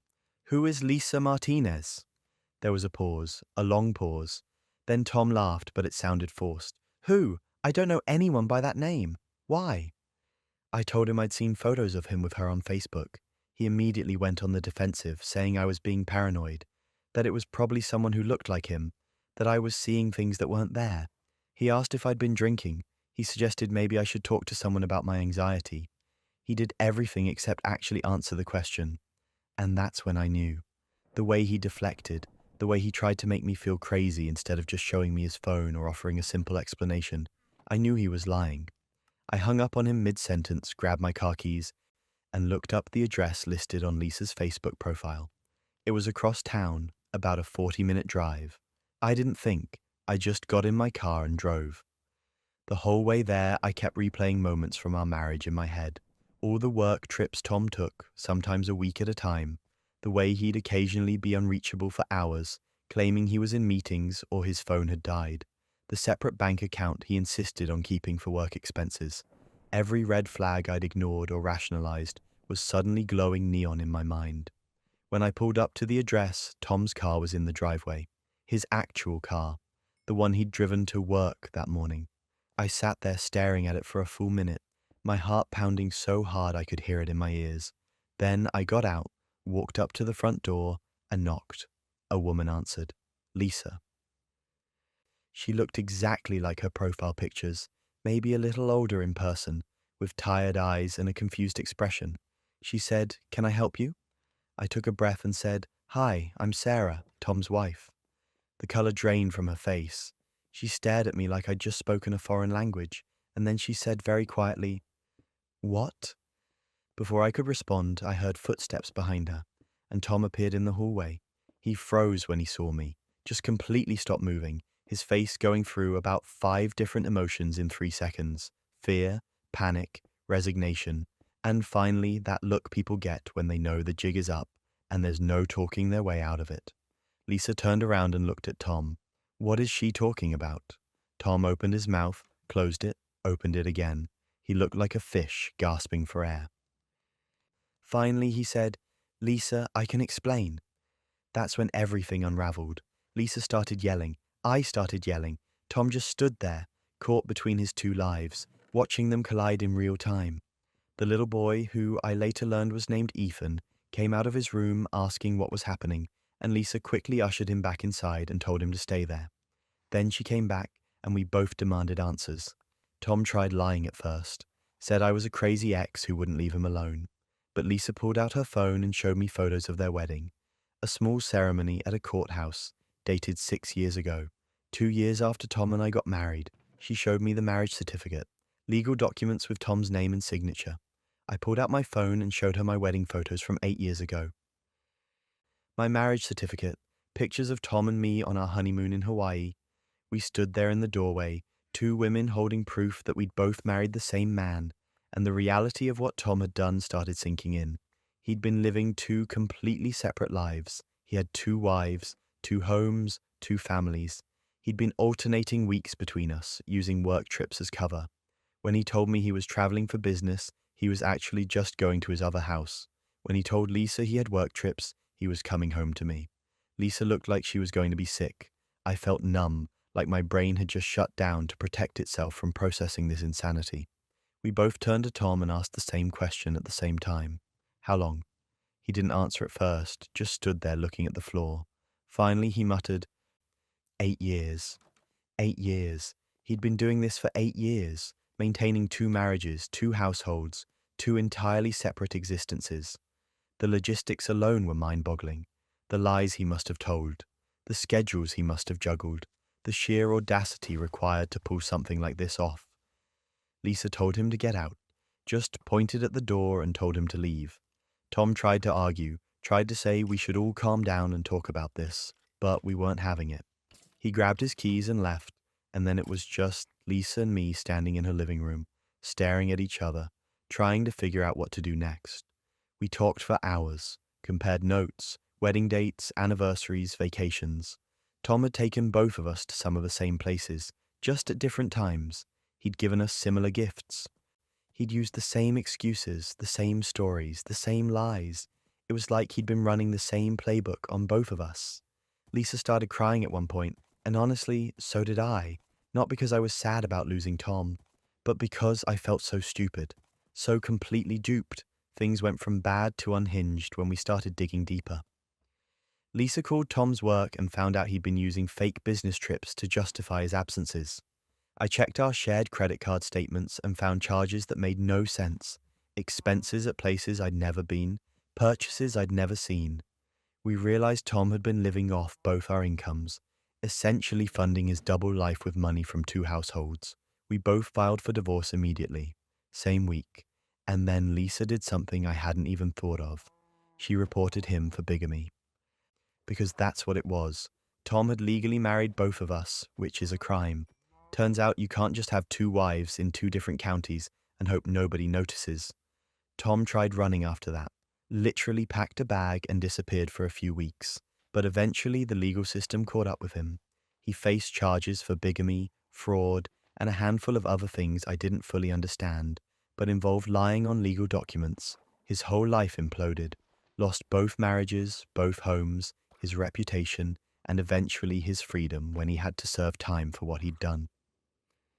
Lisa and I became unlikely friends through all of this. We'd text each other updates about the legal proceedings, vent about how angry we were, and occasionally meet for coffee to just process the absurdity of it all. We both deserved better than a man who treated marriage like a timeshare, alternating between properties whenever it was convenient for him. Looking back, I still can't fully wrap my head around how Tom managed it. The level of planning and deception required is almost impressive in the most horrifying way possible. But I'm glad it all came crashing down. Glad Lisa knocked on that door. Glad the truth finally came out. Because living a lie, even if you don't know it's a lie, is no way to live. And now both of us get a chance to build something real with people who actually deserve our trust. Double lives seem to be a running theme, but at least that was a secret from strangers. Imagine when it's your own therapist crossing every line. Sarah had been seeing Dr. Mitchell for anxiety for about a year when I started noticing changes in her. Good changes, or at least that's what I thought at the time. She seemed lighter somehow, more confident, like she'd finally started working through some of the stuff that had been weighing her down for years. She'd smile more, laugh easier, talk about her future with this optimism I hadn't heard from her in a long time. When I asked what was helping, she'd credit therapy every single time. Dr. Mitchell this, Dr. Mitchell that. How he'd given her tools to reframe her thoughts. How their sessions were really making a difference. I was genuinely happy for her. Therapy is hard work, and seeing her put in that effort and get results felt like watching someone I loved finally start healing. She kept a journal specifically for processing her therapy sessions. She'd mentioned it a few months in, said Dr. Mitchell had recommended it as a way to work through things between appointments, to track her progress and identify patterns. I thought that was great. I never asked to read it, never even thought about asking. That journal was hers, part of her healing process, and I respected that boundary completely. She'd write in it after sessions, sometimes late at night when she couldn't sleep, and I'd see her curled up on the couch with it, pen moving across the pages. It felt private and important, and I made sure to give her space for it, until one morning when she left it open on the kitchen table. She'd rushed out for work, running late, and I guess she forgot it was sitting there. I walked into the kitchen to make coffee, saw the journal lying open, and my eyes caught a sentence before I could stop myself. When he touches me, I feel alive again. I froze, read it again, told myself I was misunderstanding, that it was taken out of context, that there was some therapeutic explanation I wasn't getting. But my hands were already flipping back a few pages, my heart already racing, because something about that sentence felt wrong in a way I couldn't ignore. The entries detailed an ongoing sexual relationship with Dr. Mitchell. Not hints, not vague references, explicit descriptions of them sleeping together in his office after sessions. It had been going on for 6 months. 6 months of her going to therapy appointments and then staying after. Of him locking the door and crossing every professional and ethical line that existed. She wrote about feeling guilty, about knowing it was wrong, but also about being unable to stop, about how it felt wrong but right at the same time. She described the way he'd initiated it, how he'd started with compliments that felt too personal, touches that lasted too long, comments about her appearance that didn't belong in a therapy session, and then one day, according to her journal, he'd kissed her, and she'd kissed him back, and it had escalated from there. I sat at that kitchen table reading entry after entry, my coffee going cold, feeling sicker with every page. She wrote about the confusion, about feeling like she was falling in love with him, about how he made her feel special and understood in ways nobody else did. She also wrote about the guilt, about lying to me, about knowing this was destroying our relationship, even if I didn't know it yet. There were entries where she talked about ending it, about telling him they needed to stop, but then the next entry would be about how he'd convinced her to stay, how he'd told her what they had was rare and real, how he'd made her feel like she was the one in control, even though every word she wrote screamed that she wasn't. I didn't move from that table for over an hour. I just sat there, reading and rereading, trying to process what I was seeing. My girlfriend had been having an affair with her therapist, the person who was supposed to be helping her, who she was paying to provide professional mental health support, had manipulated her into a sexual relationship and convinced her it was something she wanted. When Sarah came home that evening, I had the journal sitting on the coffee table in front of me. She walked in, saw it, saw my face, and immediately knew. The color drained from her face. She started to say something, stopped, then just stood there waiting for me to speak first. I asked her if it was true, if she'd really been sleeping with Dr. Mitchell, if everything in the journal was real, or if I was somehow misunderstanding what I'd read. She broke down immediately, started crying, nodding, saying yes, it was true, all of it was true. She sat down on the couch, as far from me as possible, and admitted everything. Said Dr. Mitchell had initiated it, that she'd felt confused and manipulated, but also like she was in love, that she didn't know how to stop, that she felt disgusting and ashamed but couldn't seem to end it. I asked her how long she was planning to let this go on. If she was ever going to tell me, or if I was just supposed to keep funding her therapy sessions while she slept with her therapist. That came out harsher than I meant it to, but I was so angry I could barely see straight. She said she didn't know, that she'd been trying to figure out how to end it, that she knew it was wrong but felt trapped. Trapped. That word stuck with me, because reading those journal entries, it was clear she had been trapped, not physically, but psychologically. Dr. Mitchell had used his position of power, her vulnerability, her trust in him as her therapist, to manipulate her into a relationship she wasn't equipped to navigate. He'd violated every ethical boundary in his profession, exploited someone who came to him for help, and convinced her it was love. But that didn't change the fact that she'd lied to me for 6 months, that she'd been with someone else, that every time she came home from therapy and talked about her progress, she was really talking about her affair. That betrayal cut just as deep, even if I understood the manipulation behind it. And here's where it gets absurd. I told Sarah I was reporting Dr. Mitchell to the state licensing board. She panicked, begged me not to, said it would ruin his career, that he had a family, that she didn't want to be responsible for destroying his life. And I just stared at her, amazed that even after everything, even after being manipulated and exploited, she was still protecting him. I told her he'd destroyed his own career the second he decided to sleep with a patient, that what he did wasn't just unethical, it was illegal in a lot of contexts, that he'd violated the power dynamic that's supposed to protect vulnerable people seeking help. I made copies of the relevant journal entries, the ones that clearly documented the timeline and nature of their relationship, and submitted a formal complaint to the state licensing board, along with a detailed account of what had happened. I also contacted the clinic where Dr. Mitchell worked and reported him there. The investigation moved faster than I expected.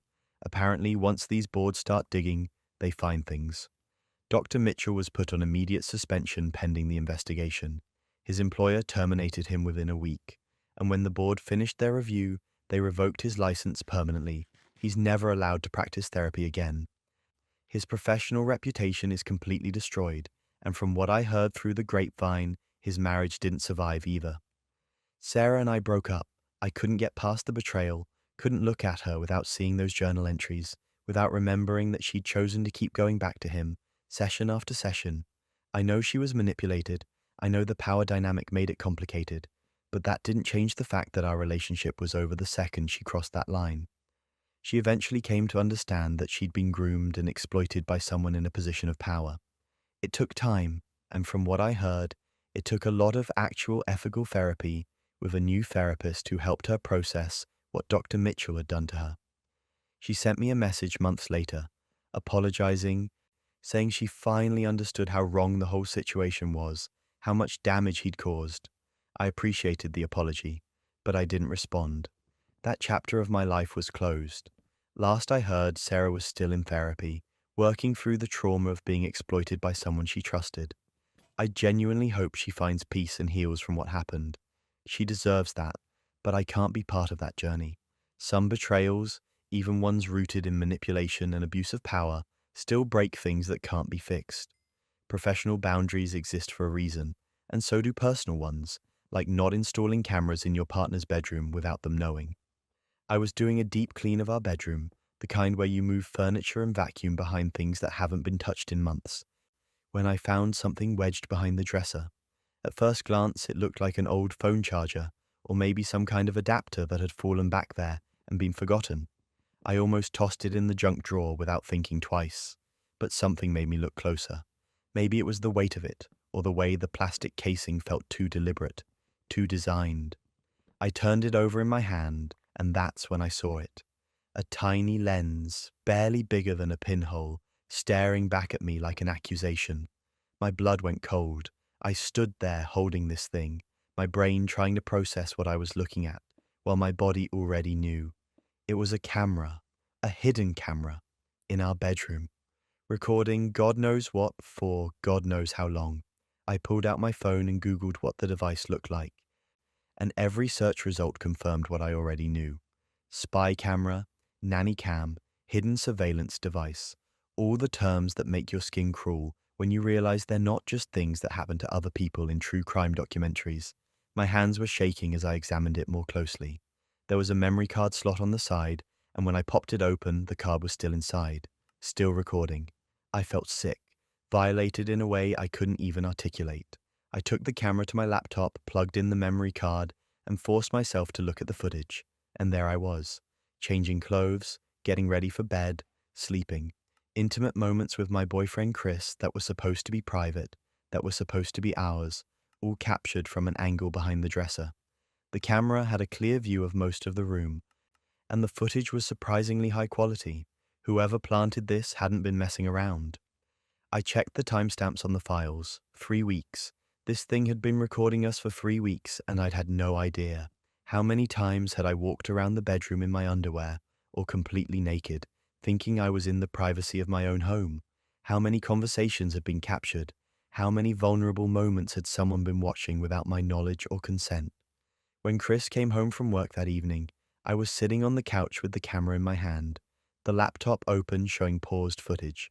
He walked in, saw my face, and immediately knew something was catastrophically wrong. I held up the camera and asked him if he knew what it was. He looked confused, stepped closer, examined it, and then his expression shifted from confusion to horror as he realized what he was looking at. My first instinct was to assume Chris had planted it. I know that sounds terrible, but in that moment my brain was grasping for explanations that made sense, and the person I lived with seemed like the most logical suspect. So I asked him directly, "Did you put this in our room?" And I watched his reaction carefully, looking for any tells, any hint of guilt or defensiveness. He looked genuinely shocked, horrified even. He immediately denied it, said he had no idea where it came from, that he would never do something like that. And the thing is, I believed him, not just because I wanted to, but because his reaction felt authentic. The color drained from his face. His hands started shaking when he held the camera. He looked as violated as I felt. We sat there trying to figure out who could have done this. Had someone broken in? Had a previous tenant left it behind? But the footage was recent, actively recording, so it had to have been placed deliberately within the last few weeks. Chris suggested we check the camera's settings, see if there was any information about where it was transmitting data. Most of these devices, he explained, don't just record locally, they stream footage to whoever planted them. He was right. When we dug into the device settings, we found it was connected to our Wi-Fi network, but it was also streaming to an IP address that neither of us recognized. It wasn't our phones, wasn't our laptop, wasn't any device we owned. Someone else was watching us, in real time, and they had been for 3 weeks. That's when we called the police. The responding officers took the camera, took our statements and said they'd investigate. They seemed to take it seriously, which was a relief because I'd been terrified they'd brush it off as some kind of domestic issue. Within a few days, investigators contacted us with an update. They'd traced the IP address, and what they found made me feel like the ground had disappeared beneath my feet. The IP address belonged to our landlord, Mr. Peterson, who lived in the unit directly below ours. Mr. Peterson, the guy who'd shown us the apartment when we first moved in. The guy who smiled and waved when we passed him in the hallway. The guy who'd come upstairs twice to fix minor maintenance issues, who'd had access to our apartment with his master key. He'd been watching us, recording us, violating our privacy in the most intimate ways possible, and we'd invited him into our home, trusted him because he was our landlord, because that's what you're supposed to do. But that wasn't even the worst part. The police didn't just find our camera. When they searched Mr. Peterson's apartment with a warrant, they found footage from multiple units in the building. He'd been doing this to other tenants too, young women mostly. He'd installed cameras in bedrooms, bathrooms, living rooms. Some had been recording for months. The investigators found thousands of video files on his computer, meticulously organized by apartment number and date. We found another camera in our bathroom, hidden inside what looked like an air freshener plugged into the outlet near the shower. I'd walked past that thing every single day, used that bathroom dozens of times, never once suspected it was recording me. The violation felt endless. Every private moment, every vulnerable second, had been stolen by someone we trusted with access to our home. Mr. Peterson was arrested and charged with multiple counts of illegal surveillance, invasion of privacy, and a list of other charges I couldn't even keep track of. The police said he was looking at serious prison time, that the evidence against him was overwhelming. His lawyer tried to argue something about him having a security concern, but there's no legitimate security reason to hide cameras in tenants' bedrooms and bathrooms. None. Chris and I broke our lease immediately. We couldn't stay in that apartment, couldn't walk past the places where cameras had been hidden, couldn't shower or sleep or exist in those spaces without feeling watched. The building management, probably terrified of a lawsuit, agreed to let us out of the lease without penalty and even covered our moving costs. It was the least they could do, considering they'd given master key access to a predator. We moved within 2 weeks, found a new place across town, did a sweep for hidden cameras before we even unpacked a single box. I bought a camera detector, one of those devices that scans for wireless signals and hidden lenses. I check every rental now, every hotel room, every Airbnb. I scan outlets, smoke detectors, picture frames, anything that could conceal a camera. It's exhausting and it makes me feel paranoid, but I'd rather be paranoid than oblivious. The trial happened a few months later. Chris and I both testified, along with the other tenants whose privacy Mr. Peterson had violated. Sitting in that courtroom, listening to the prosecutor detail the extent of his surveillance, seeing the footage presented as evidence, it was surreal. Mr. Peterson sat there looking like a sad old man, and his lawyer kept trying to paint him as lonely and misguided. But there's nothing misguided about installing hidden cameras in people's bathrooms. That's predatory. That's criminal. That's a choice he made over and over again. He was convicted on multiple counts. The judge didn't go easy on him. He's serving a significant prison sentence now, and he'll be a registered sex offender for the rest of his life. That registry will follow him everywhere. Make sure future landlords and neighbors know exactly who they're dealing with. But even with him behind bars, the damage doesn't just disappear. I still feel violated. I still have moments where I'm getting dressed or taking a shower, and I suddenly freeze, overcome with the memory of being watched without knowing it.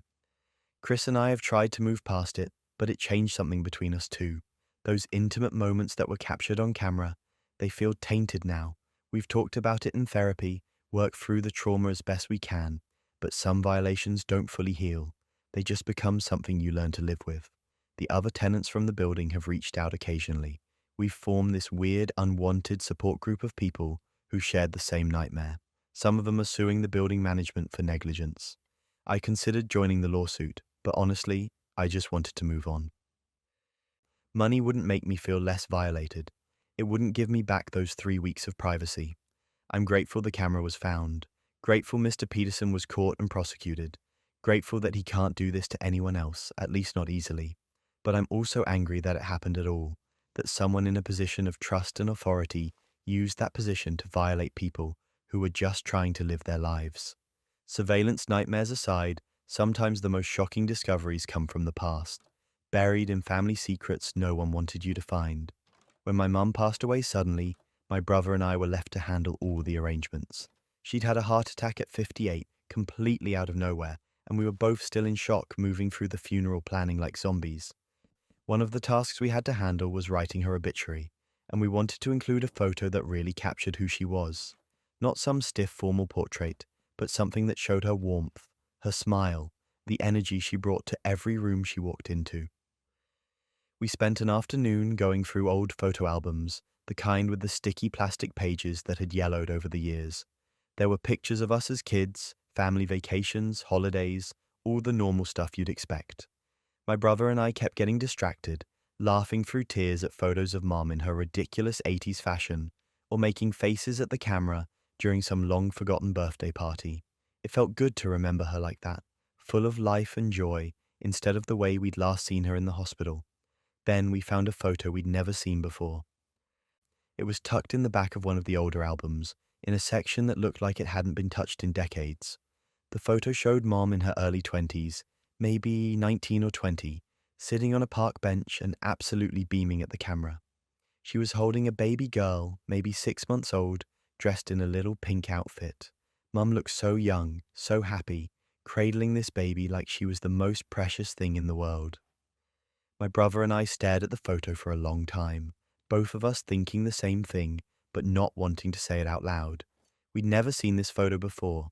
We'd never heard Mom mention another child, and we definitely didn't have a sister. We asked our aunt about it when she came by later that day to help with the arrangements, showed her the photo, asked if she knew who the baby was. She got this look on her face, sad and complicated, and said she thought Mom would have wanted to tell us herself. Then she explained that before Mom met our dad, when she was 19 and still living with her parents, she'd gotten pregnant. Her parents were extremely conservative, deeply religious, and they'd been furious. They'd forced her to give the baby up for adoption, told her it was the only option, that keeping the child would bring shame on the family. Mum had no choice. She gave birth to a daughter and handed her over to an adoption agency, and then her parents made her move across the state and start over like it had never happened. Our aunt said Mum had been searching for that daughter for years. She'd registered with every adoption reunion site she could find, sent letters to agencies, hired a private investigator at one point, but the adoption had been closed, the records sealed, and she'd never been able to find her. Our aunt said Mom had wanted to tell us about our half-sister, but was terrified of how we'd react, worried we'd judge her for giving up a child, worried we'd see her differently, so she'd kept it secret, carrying that grief and guilt and hope for decades. My brother and I decided to use the photo in the obituary. It felt right, like we were honoring a part of Mum's life that she'd never gotten to share with us. We didn't mention the baby in the text, just wrote about Mom's kindness and generosity and the way she made everyone feel loved. But we included that photo of her beaming on the park bench, hoping somehow it might mean something to someone out there. The funeral was 3 days later.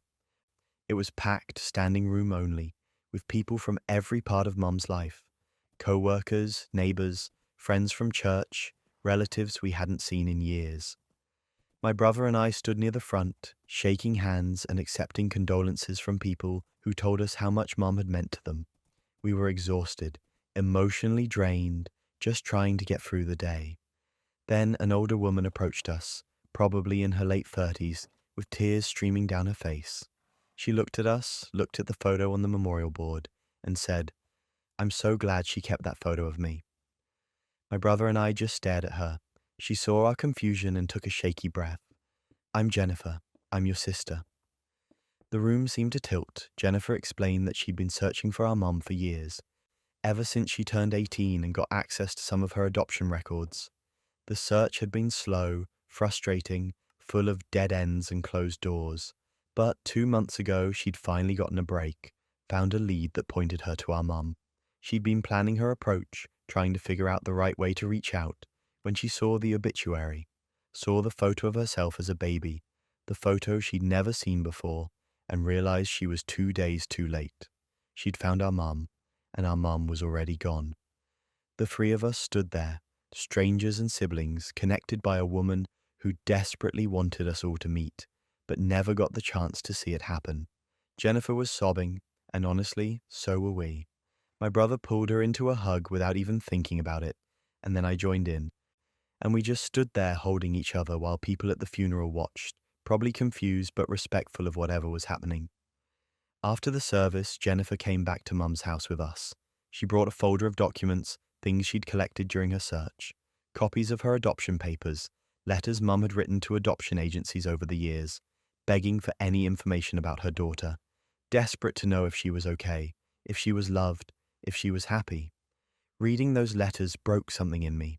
Mom had carried this pain for almost 40 years, had searched and hoped and never given up, and she died not knowing that Jennifer had been looking for her too, that they'd been searching for each other across the same distance.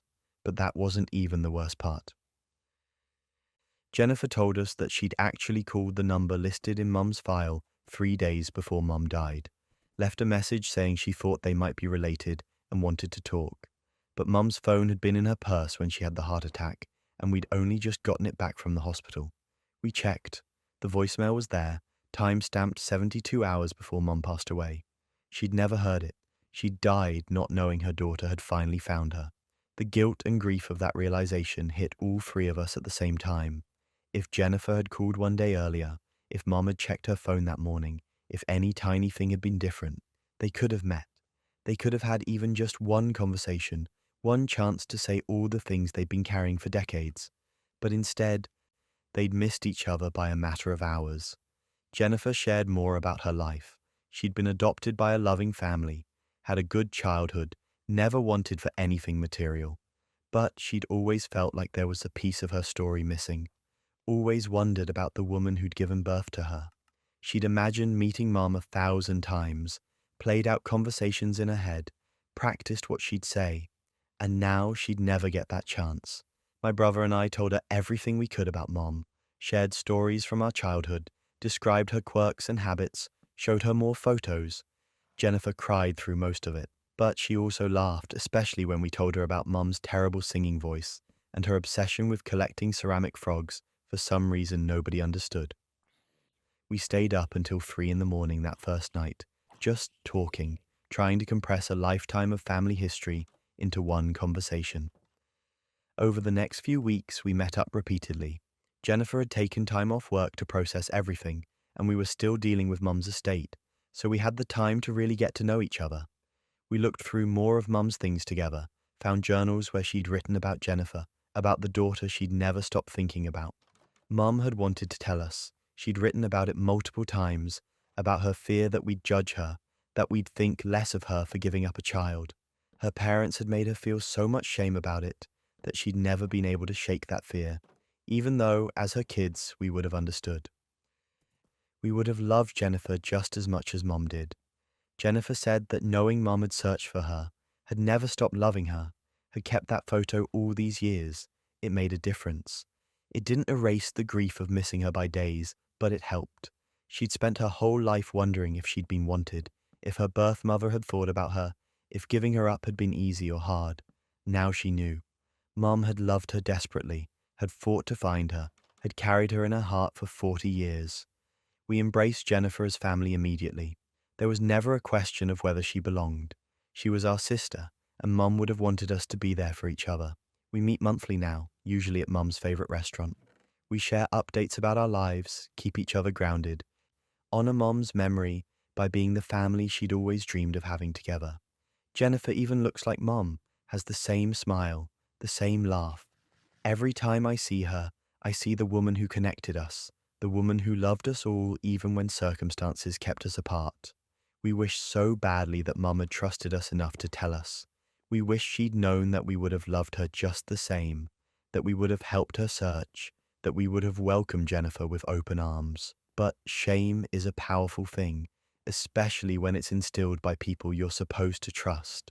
Mum's parents made her believe she had to carry that secret alone, and she did, right up until the end. At least now Jennifer knows she was loved. At least now we're all together, honoring the woman who wanted nothing more than to see her children, all of her children, in the same room. It's not the ending Mum hoped for, but it's something, and we're making sure that Jennifer never has to wonder again if she belongs, because she does. She always did. Hidden siblings are one thing, but imagine multiple secret families colliding at the worst possible moment. My father's funeral was supposed to be a simple, intimate gathering. Just close family and a few of his longtime friends from work. Dad had passed suddenly from a heart attack, and we were all still reeling, trying to process the loss while also handling the logistics of death. The service was scheduled for 2 in the afternoon at a funeral home near where he and my mum had lived for the past 20 years. My siblings and I had helped Mum pick out the casket, choose the flowers, write the obituary. Everything felt surreal but manageable, the kind of painful but necessary steps you take when someone you love dies. We were standing near the casket, greeting people as they arrived, when a woman I'd never seen before walked through the door with 3 teenagers trailing behind her. She looked devastated, tissues clutched in her hand, eyes red and swollen like she'd been crying for days. At first, I assumed she was one of Dad's co-workers, or maybe an old friend we hadn't met. People come out of the woodwork at funerals sometimes, faces from the past who you didn't even know your parent kept in touch with.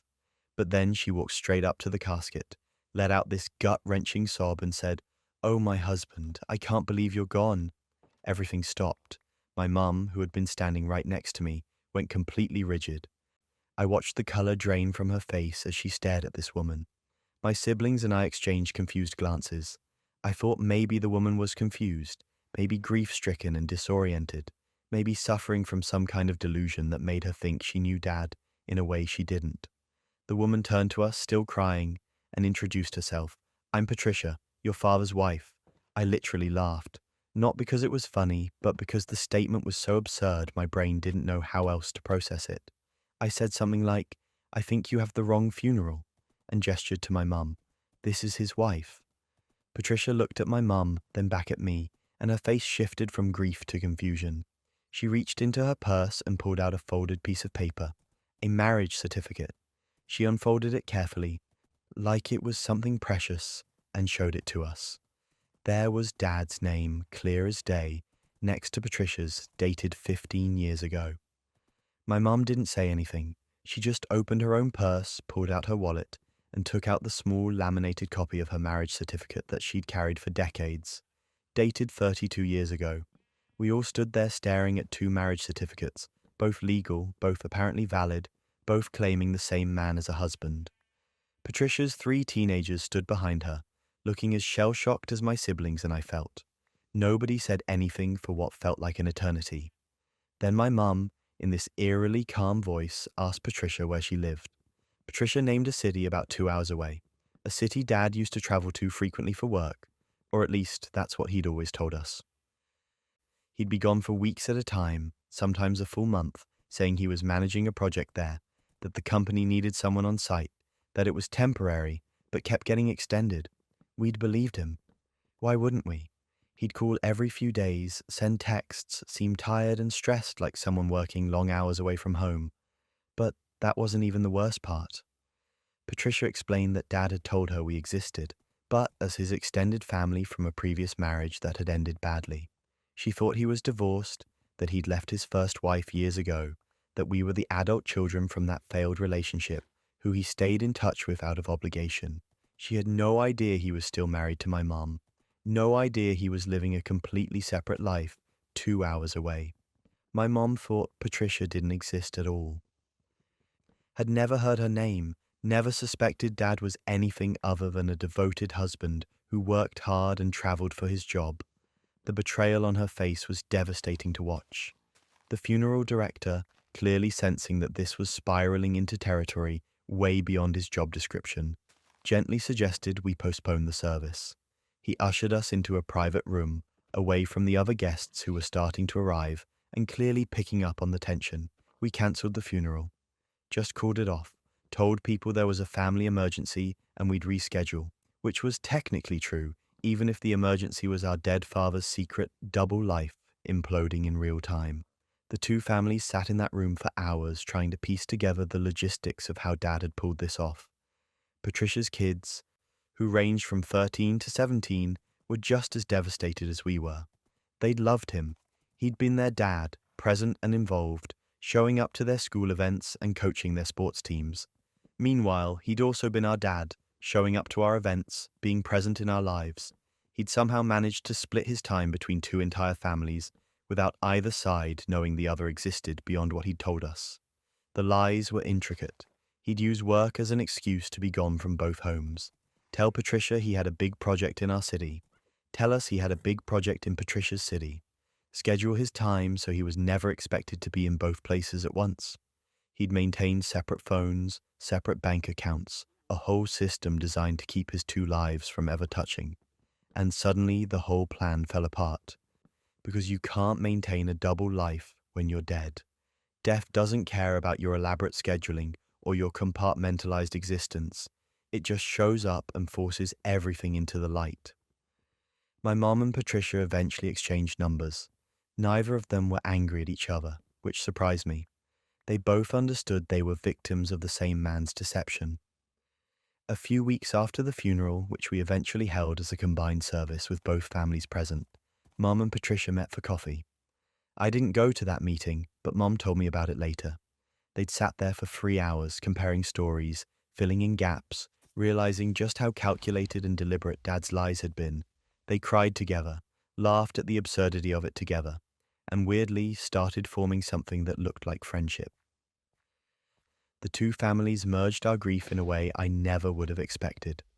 Patricia's kids and my siblings started talking, realizing we had a lot in common, that we'd all loved the same man and been betrayed by him in the same way. We didn't blame each other. How could we? None of us had known. We were all just trying to process the impossible. The legal mess was something else entirely. Dad's will was a disaster. He'd left everything to his wife without specifying which one. Both Mom and Patricia had legal claims. Both had been married to him. Both had documentation. The estate lawyers had a field day trying to untangle it all. It took over a year of negotiations and mediation, but eventually both families agreed to split everything down the middle. The house Dad had shared with Mom. The house he'd apparently been renting in Patricia's city, the savings accounts, the life insurance policies, all of it divided equally because neither family had more of a claim than the other. I have 3 new half-siblings now. We see each other occasionally, usually around holidays or birthdays. It's strange and awkward and sometimes painful, but we're trying. We don't blame each other for what Dad did. We blame him. He's the one who chose to live 2 lives. He's the one who lied to everyone he claimed to love. He's the one who built this house of cards and left us all to deal with the collapse when it inevitably fell. My mom is doing better now. So is Patricia. They still meet for coffee sometimes. This bizarre friendship forged from shared trauma. I think they understand each other in a way nobody else can. They both loved a man who didn't exist, at least not in the way they thought he did. They both built lives with someone who was only ever half present, who was always keeping secrets, who died and left behind wreckage neither of them deserved. I don't know how to feel about Dad anymore. I loved him.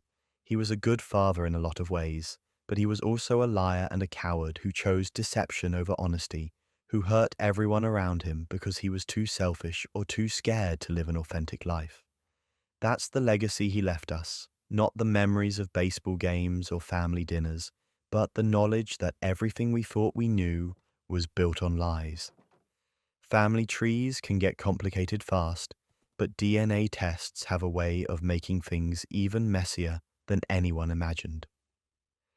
My brother Kevin bought one of those Ancestry DNA tests during a holiday sale, the kind you see advertised everywhere promising to unlock your family's deep historical secrets. He was excited about it, kept talking about how we were probably descended from Irish kings or Viking warriors or something equally dramatic. Our family had always been pretty into the whole Irish heritage thing. We'd grown up hearing stories about our great-grandparents coming over from County Cork, about the family name and what it meant, all that stuff that makes you feel connected to something bigger than yourself. So when Kevin spit in the tube and mailed it off, we all thought it was just going to confirm what we already knew. 3 weeks later, Kevin called me. I could tell immediately something was wrong from his voice. It had this shaky quality, like he'd just witnessed something he couldn't process. He asked if I could come over to his place, said he needed to talk to me about something important. I drove over thinking maybe he'd gotten bad news about a job or a relationship, some normal life crisis I could help him work through. I was not prepared for what he actually had to say.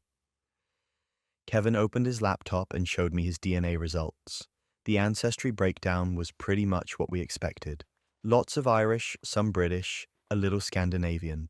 Standard stuff, but then he clicked over to the DNA relatives section, the part that shows you genetic matches with other people who've taken the test. And there I was, listed as his match, except instead of saying full sibling, it said half sibling. We share approximately 25% DNA. We share a mother, but not a father. I stared at the screen, trying to make sense of what I was reading. There had to be a mistake. These tests weren't always accurate, right? Maybe the algorithm messed up. Maybe there was a sample contamination. Kevin had already thought of all that, had already researched the error rates, had already contacted the company to verify the results. They'd confirmed everything. The science was solid. Kevin and I were half siblings, not full siblings like we'd believed our entire lives, which meant our dad, the man who raised us both, who coached Kevin's little league team and taught him to drive and walked him through his first heartbreak, wasn't actually Kevin's biological father. And our mum, who we trusted completely, had apparently been keeping this secret for 29 years. We decided to confront our parents together. Drove to their house that same evening, both of us silent the entire drive, because what do you even say in a situation like this? When we got there, our parents were in the living room watching TV, completely unaware that their carefully constructed family narrative was about to implode. Kevin showed them the DNA results without any preamble, just opened his laptop and let them see. Mum's face crumbled the second she saw the screen. She started crying immediately, these horrible gasping sobs that made it clear she'd been dreading this moment for decades. Dad went very quiet and very still, the way he does when he's processing something painful. Neither of them tried to deny it. They didn't claim the test was wrong or suggest we'd misunderstood the results. They just sat there, and we watched 29 years of secrets surface in real time. Mom admitted she'd had an affair 29 years ago with a coworker. She said it was brief, that it ended before she even knew she was pregnant. When she found out about the pregnancy, she wasn't sure who the father was. The timeline made it possible that either Dad or the other man could be Kevin's biological father. She told Dad about the affair and the uncertainty, and together they made a decision. Dad chose to raise Kevin as his son regardless of biology. They agreed never to tell us, hoping that if they never acknowledged it, it wouldn't matter. That love and commitment would be enough to make biology irrelevant. And here's where it gets absurd. Dad looked at Kevin with tears in his eyes and said, Kevin was his son, that biology didn't change anything, that he'd loved him from the moment he was born, and nothing could ever change that. It was this beautiful, heartbreaking moment of a father trying to reassure his son that their relationship was real and valid and meaningful, but Kevin couldn't hear it. Not right then. Because to Kevin, his entire identity had just been revealed as a lie. Everything he thought he knew about himself, about where he came from, about who he was, had been built on a secret his parents decided to keep. Kevin asked who his biological father was. Mum hesitated, clearly not wanting to open that door, but Kevin insisted. She gave him a name, Robert Morrison, the co-worker from nearly 30 years ago. She said Robert had moved away not long after the affair ended, that she'd lost touch with him, that she had no idea where he was now or what his life looked like. Kevin wrote down the name and left, just walked out of our parents' house without saying anything else. The next few weeks were brutal. Kevin stopped answering Dad's calls. He was polite but distant with Mom. He threw himself into finding Robert Morrison, tracking him down through social media and public records. It took him about 2 weeks to locate the right guy, and when he did, he sent a message explaining who he was and asking if they could talk. Robert responded almost immediately, completely shocked to learn he had a son, saying he'd had no idea Mom was pregnant, that she'd never told him. They met for coffee a few times. Kevin told me about it afterward, said it was weird and awkward and nothing like what he'd hoped. Robert was a stranger, a nice enough stranger, but still just some guy who happened to share Kevin's DNA. They didn't have the same sense of humor. They didn't have shared memories or inside jokes or any of the things that make a relationship feel real. Robert was curious about Kevin, asked questions about his life, seemed genuinely interested in getting to know him. But there was no instant connection, No magical father-son bond that suddenly made everything make sense. Meanwhile, Dad was quietly falling apart. I'd go over to visit my parents and find him just sitting in Kevin's old room, looking at photos, trying to understand where he'd gone wrong.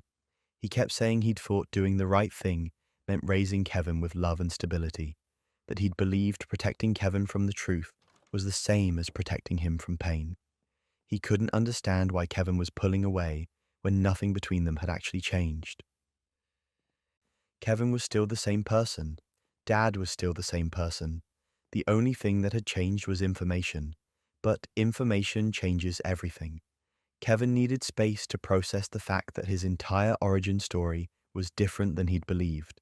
He needed to reconcile the dad he'd always known with the biological reality he'd just discovered, and he needed to figure out who he was in light of this new information.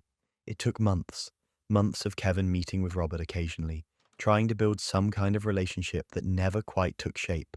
Months of Dad reaching out and Kevin not responding. Months of family dinners where Kevin's absence felt like an open wound nobody knew how to treat. Months of me playing messenger between them, trying to help them understand each other's perspectives while managing my own complicated feelings about the whole situation. Then one day, Kevin called Dad, asked if they could talk. They met for lunch, and whatever they said to each other during that conversation, it started the healing process. Kevin told me later that he'd realized Robert might be his biological father, but Dad was his real father in every way that actually mattered. Biology was just genetics. Family was the person who showed up, who stayed, who chose you every single day, even when they didn't have to. Kevin and Dad reconciled slowly. It wasn't immediate or perfect. There were still hard conversations about trust and honesty and why our parents made the choices they made, but they rebuilt their relationship, this time on a foundation of truth instead of secrets. Our family is different now. We talk about things we used to avoid. We acknowledge that love is complicated and families are messy, and sometimes good people make choices that hurt the people they're trying to protect. Kevin says he's grateful for the truth, even though learning it was one of the most painful experiences of his life.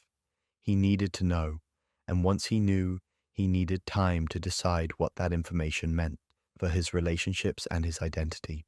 DNA doesn't define family, but honesty should. That's what we learned. You can't build real intimacy on secrets, no matter how well-intentioned those secrets are. And sometimes the most loving thing you can do is tell the truth, even when the truth is messy and complicated and hurts in ways you can't predict. Kevin still talks to Robert occasionally. They have a cordial relationship, friendly but not close, and Kevin and Dad are working on rebuilding what they had, understanding that it's going to look a little different now, but that different doesn't mean less valuable. While we're on the topic of shocking family revelations, sometimes the dead aren't really dead.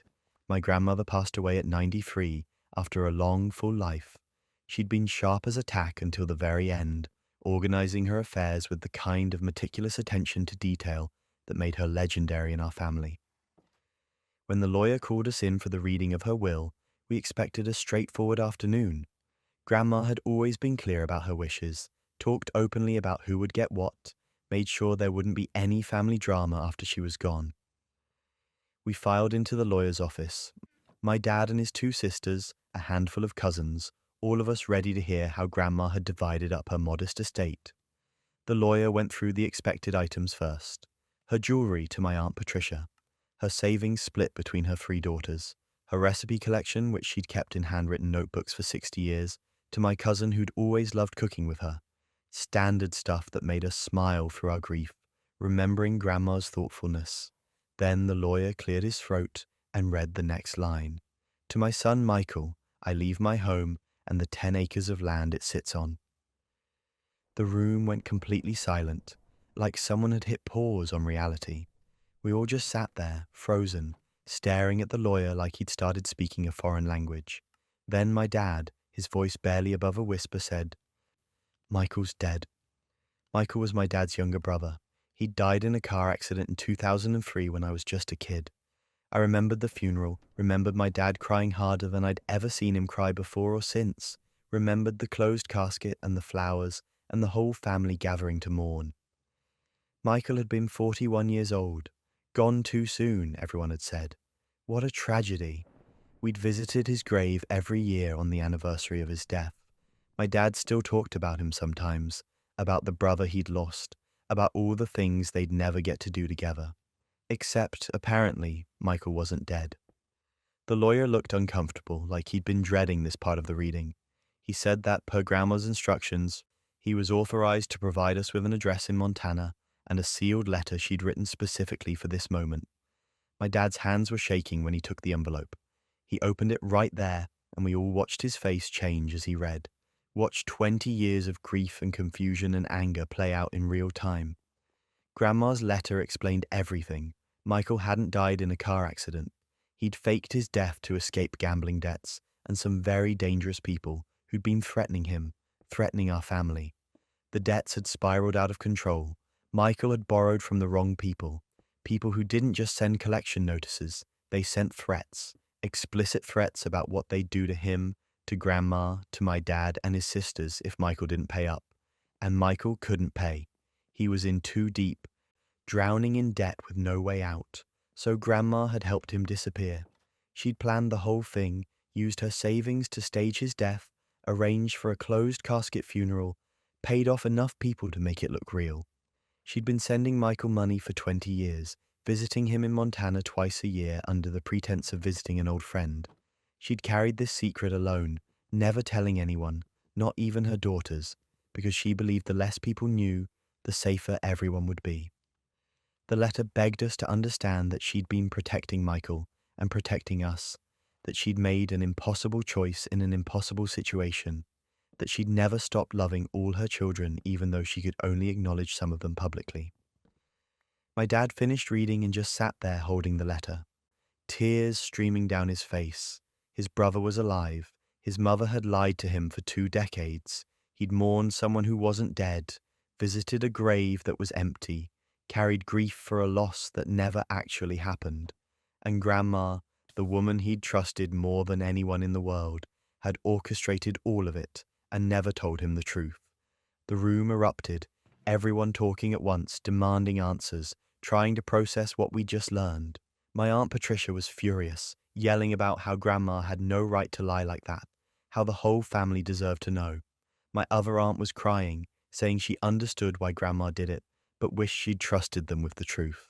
My dad just sat there in silence, staring at the letter, looking like someone had reached into his chest and rearranged his organs.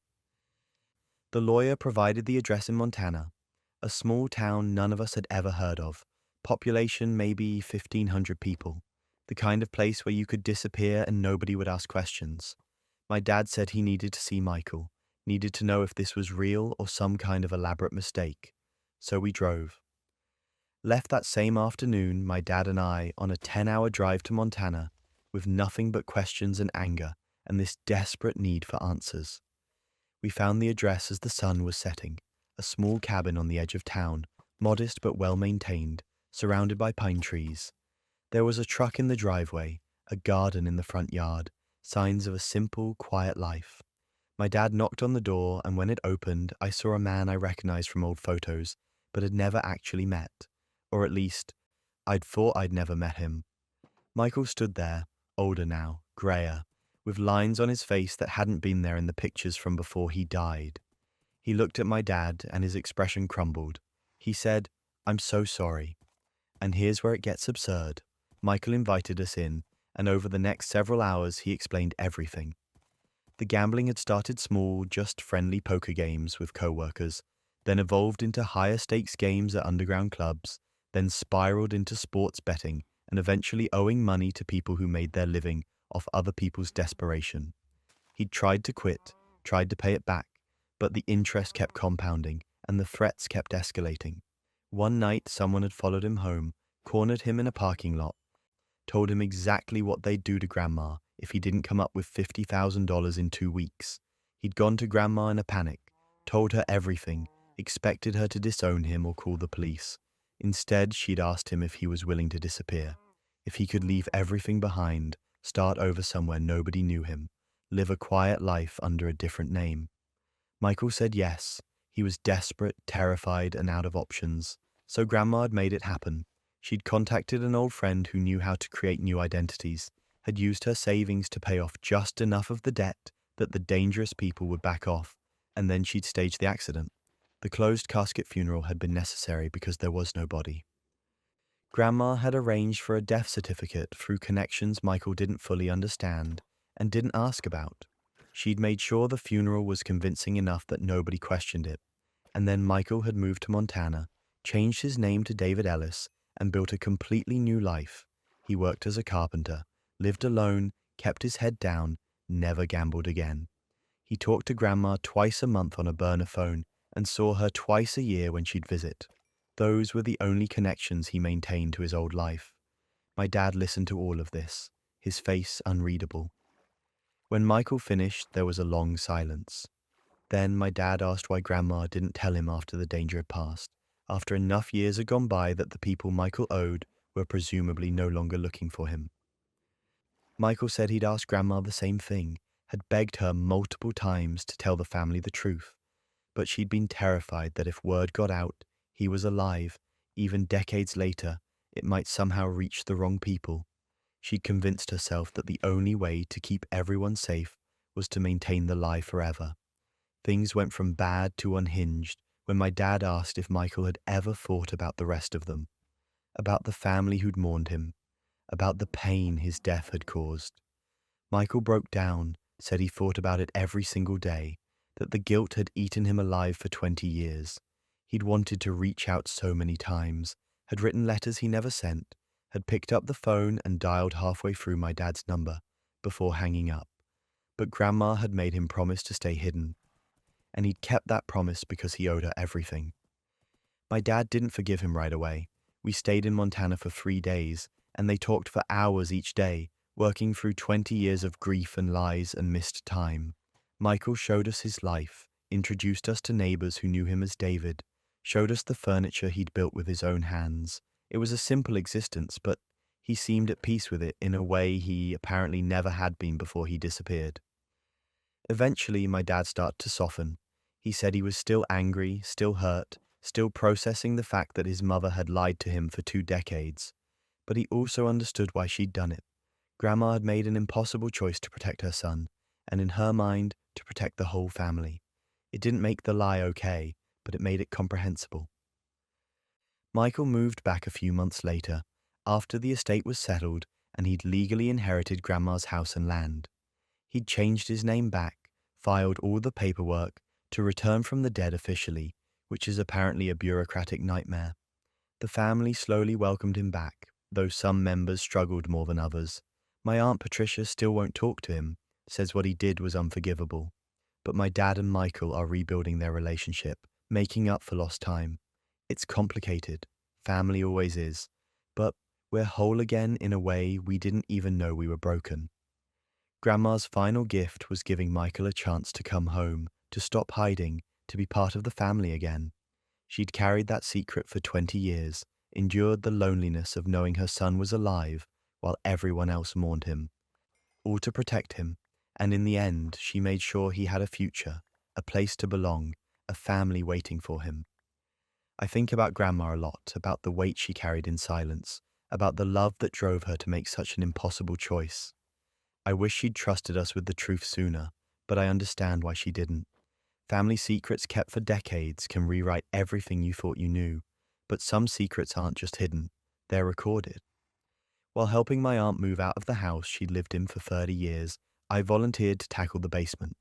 It was one of those unfinished basements that becomes a dumping ground for everything you don't want to deal with but can't bring yourself to throw away. Boxes stacked on boxes, old furniture covered in dust, the accumulated debris of 3 decades of life. My aunt was upstairs directing the movers, and I was down there trying to sort things into keep, donate, and trash piles. That's when I found the boxes of VHS tapes. There were probably 6 or 7 boxes total, each one filled with tapes labeled with dates from the 90s. Family barbecues, Christmas mornings, birthday parties, my cousin's soccer games, all the normal stuff people used to record before everything went digital. I got curious, thought it might be fun to see what our family looked like 25 years ago, so I grabbed a random tape and headed upstairs to see if my aunt still had a VCR somewhere. She did. tucked away in a closet covered in dust, but it still worked when I plugged it in. I popped in the first tape labeled August 1996 and settled in to watch. The video quality was terrible by modern standards, grainy and washed out, but it was charming in its own way. There was my aunt looking so much younger, laughing at something off camera, my Uncle Ray grilling burgers in their old backyard, my cousins running around with water guns, normal, happy family memories. I watched a few more tapes, smiling at the nostalgia, planning to tell my aunt we should get these digitized before the tapes degraded completely. Then I put in a tape labeled June 1997. It started the same way, shaky footage of a family gathering, people talking and eating. But then the camera seemed to have been left running, probably accidentally, because the angle shifted to show the inside of their garage through an open door. The audio was muffled, but I could make out voices. Two men arguing. I turned up the volume and leaned closer to the TV. One of the voices was definitely my Uncle Ray. The other I didn't recognize. The argument was getting heated. Something about money and a business deal gone wrong. I could see them now, both men in the frame facing each other in the garage. The other man was gesturing aggressively, stepping into Ray's space. Ray was telling him to leave, to get out of his house. The man shoved Ray. Hard.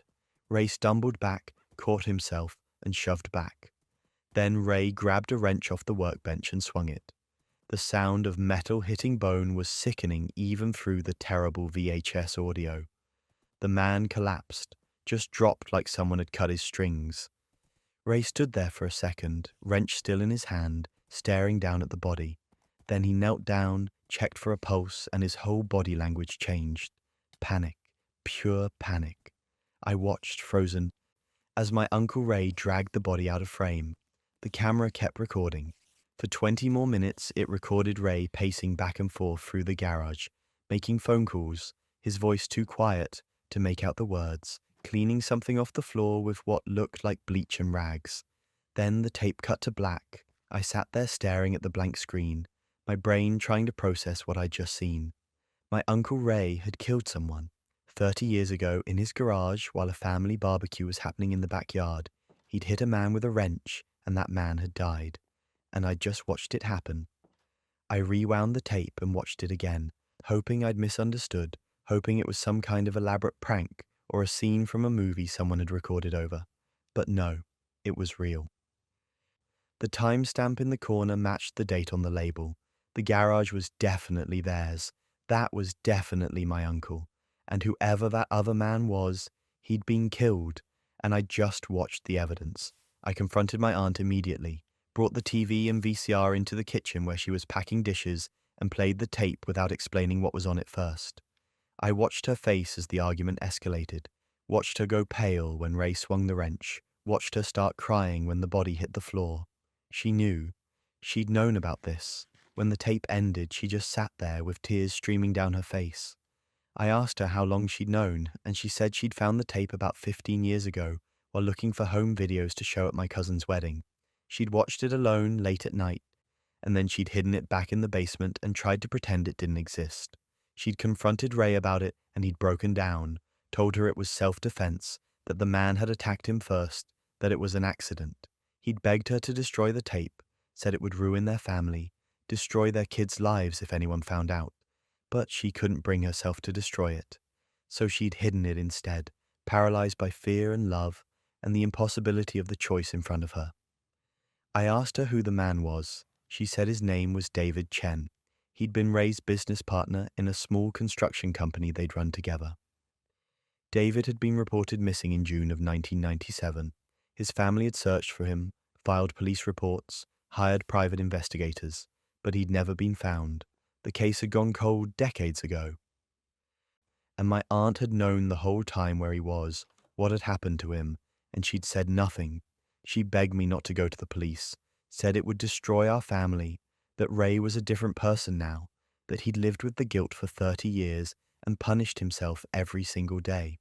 She said David's family had moved on, that bringing this up now would just reopen old wounds for everyone. She said Ray had been a good husband and father despite what he'd done, that he deserved the chance to live out his remaining years in peace. But that wasn't even the worst part. While she was pleading with me to keep quiet, I was thinking about David Chen's family, about the people who'd spent 30 years not knowing what happened to their son, their brother, their father, about the birthday parties and holidays where there was always an empty chair and unanswered questions, about the hope they probably held on to for years that maybe he'd come back, that maybe he was alive somewhere.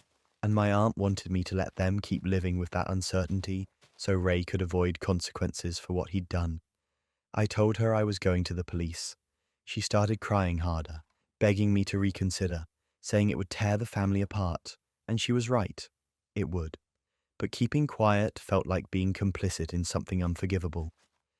I made a copy of the tape first, just in case, and then I submitted the original anonymously to the police along with a detailed letter explaining what was on it and how it connected to David Chen's missing person case from 1997.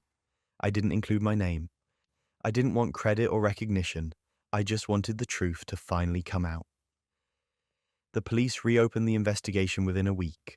The tape was enough to get a warrant to search my aunt and uncle's old property, and apparently they found evidence. Forensic evidence from the garage that matched what was shown on the video. Ray was arrested 3 weeks after I submitted the tape. That's when everything unraveled. My aunt called me hysterical, saying I'd destroyed the family, that Ray was going to prison because of me, that my cousins would never forgive me. And she was partially right. The family did fracture. Some relatives blame me for turning in my own uncle, for not minding my own business, for prioritizing strangers over family loyalty. Others quietly thanked me, said they'd always known something was off about David Chen's disappearance, that they were glad the truth finally came out. Ray eventually confessed. His lawyer tried to argue self-defense, said David had attacked him first, that the wrench blow was reactionary, but the evidence suggested otherwise. The forensics showed David had been hit from behind. The phone records from that day showed Ray had called someone, probably to help him dispose of the body, though that person was never identified. The cleaning products found at the scene indicated premeditation to cover up what happened. Ray pleaded guilty to manslaughter. He got 15 years, which at his age essentially means he'll die in prison. My aunt divorced him within 6 months. Said she couldn't stay married to someone who'd made her complicit in hiding a murder for 3 decades, who'd let her carry that burden and that guilt. David Chen's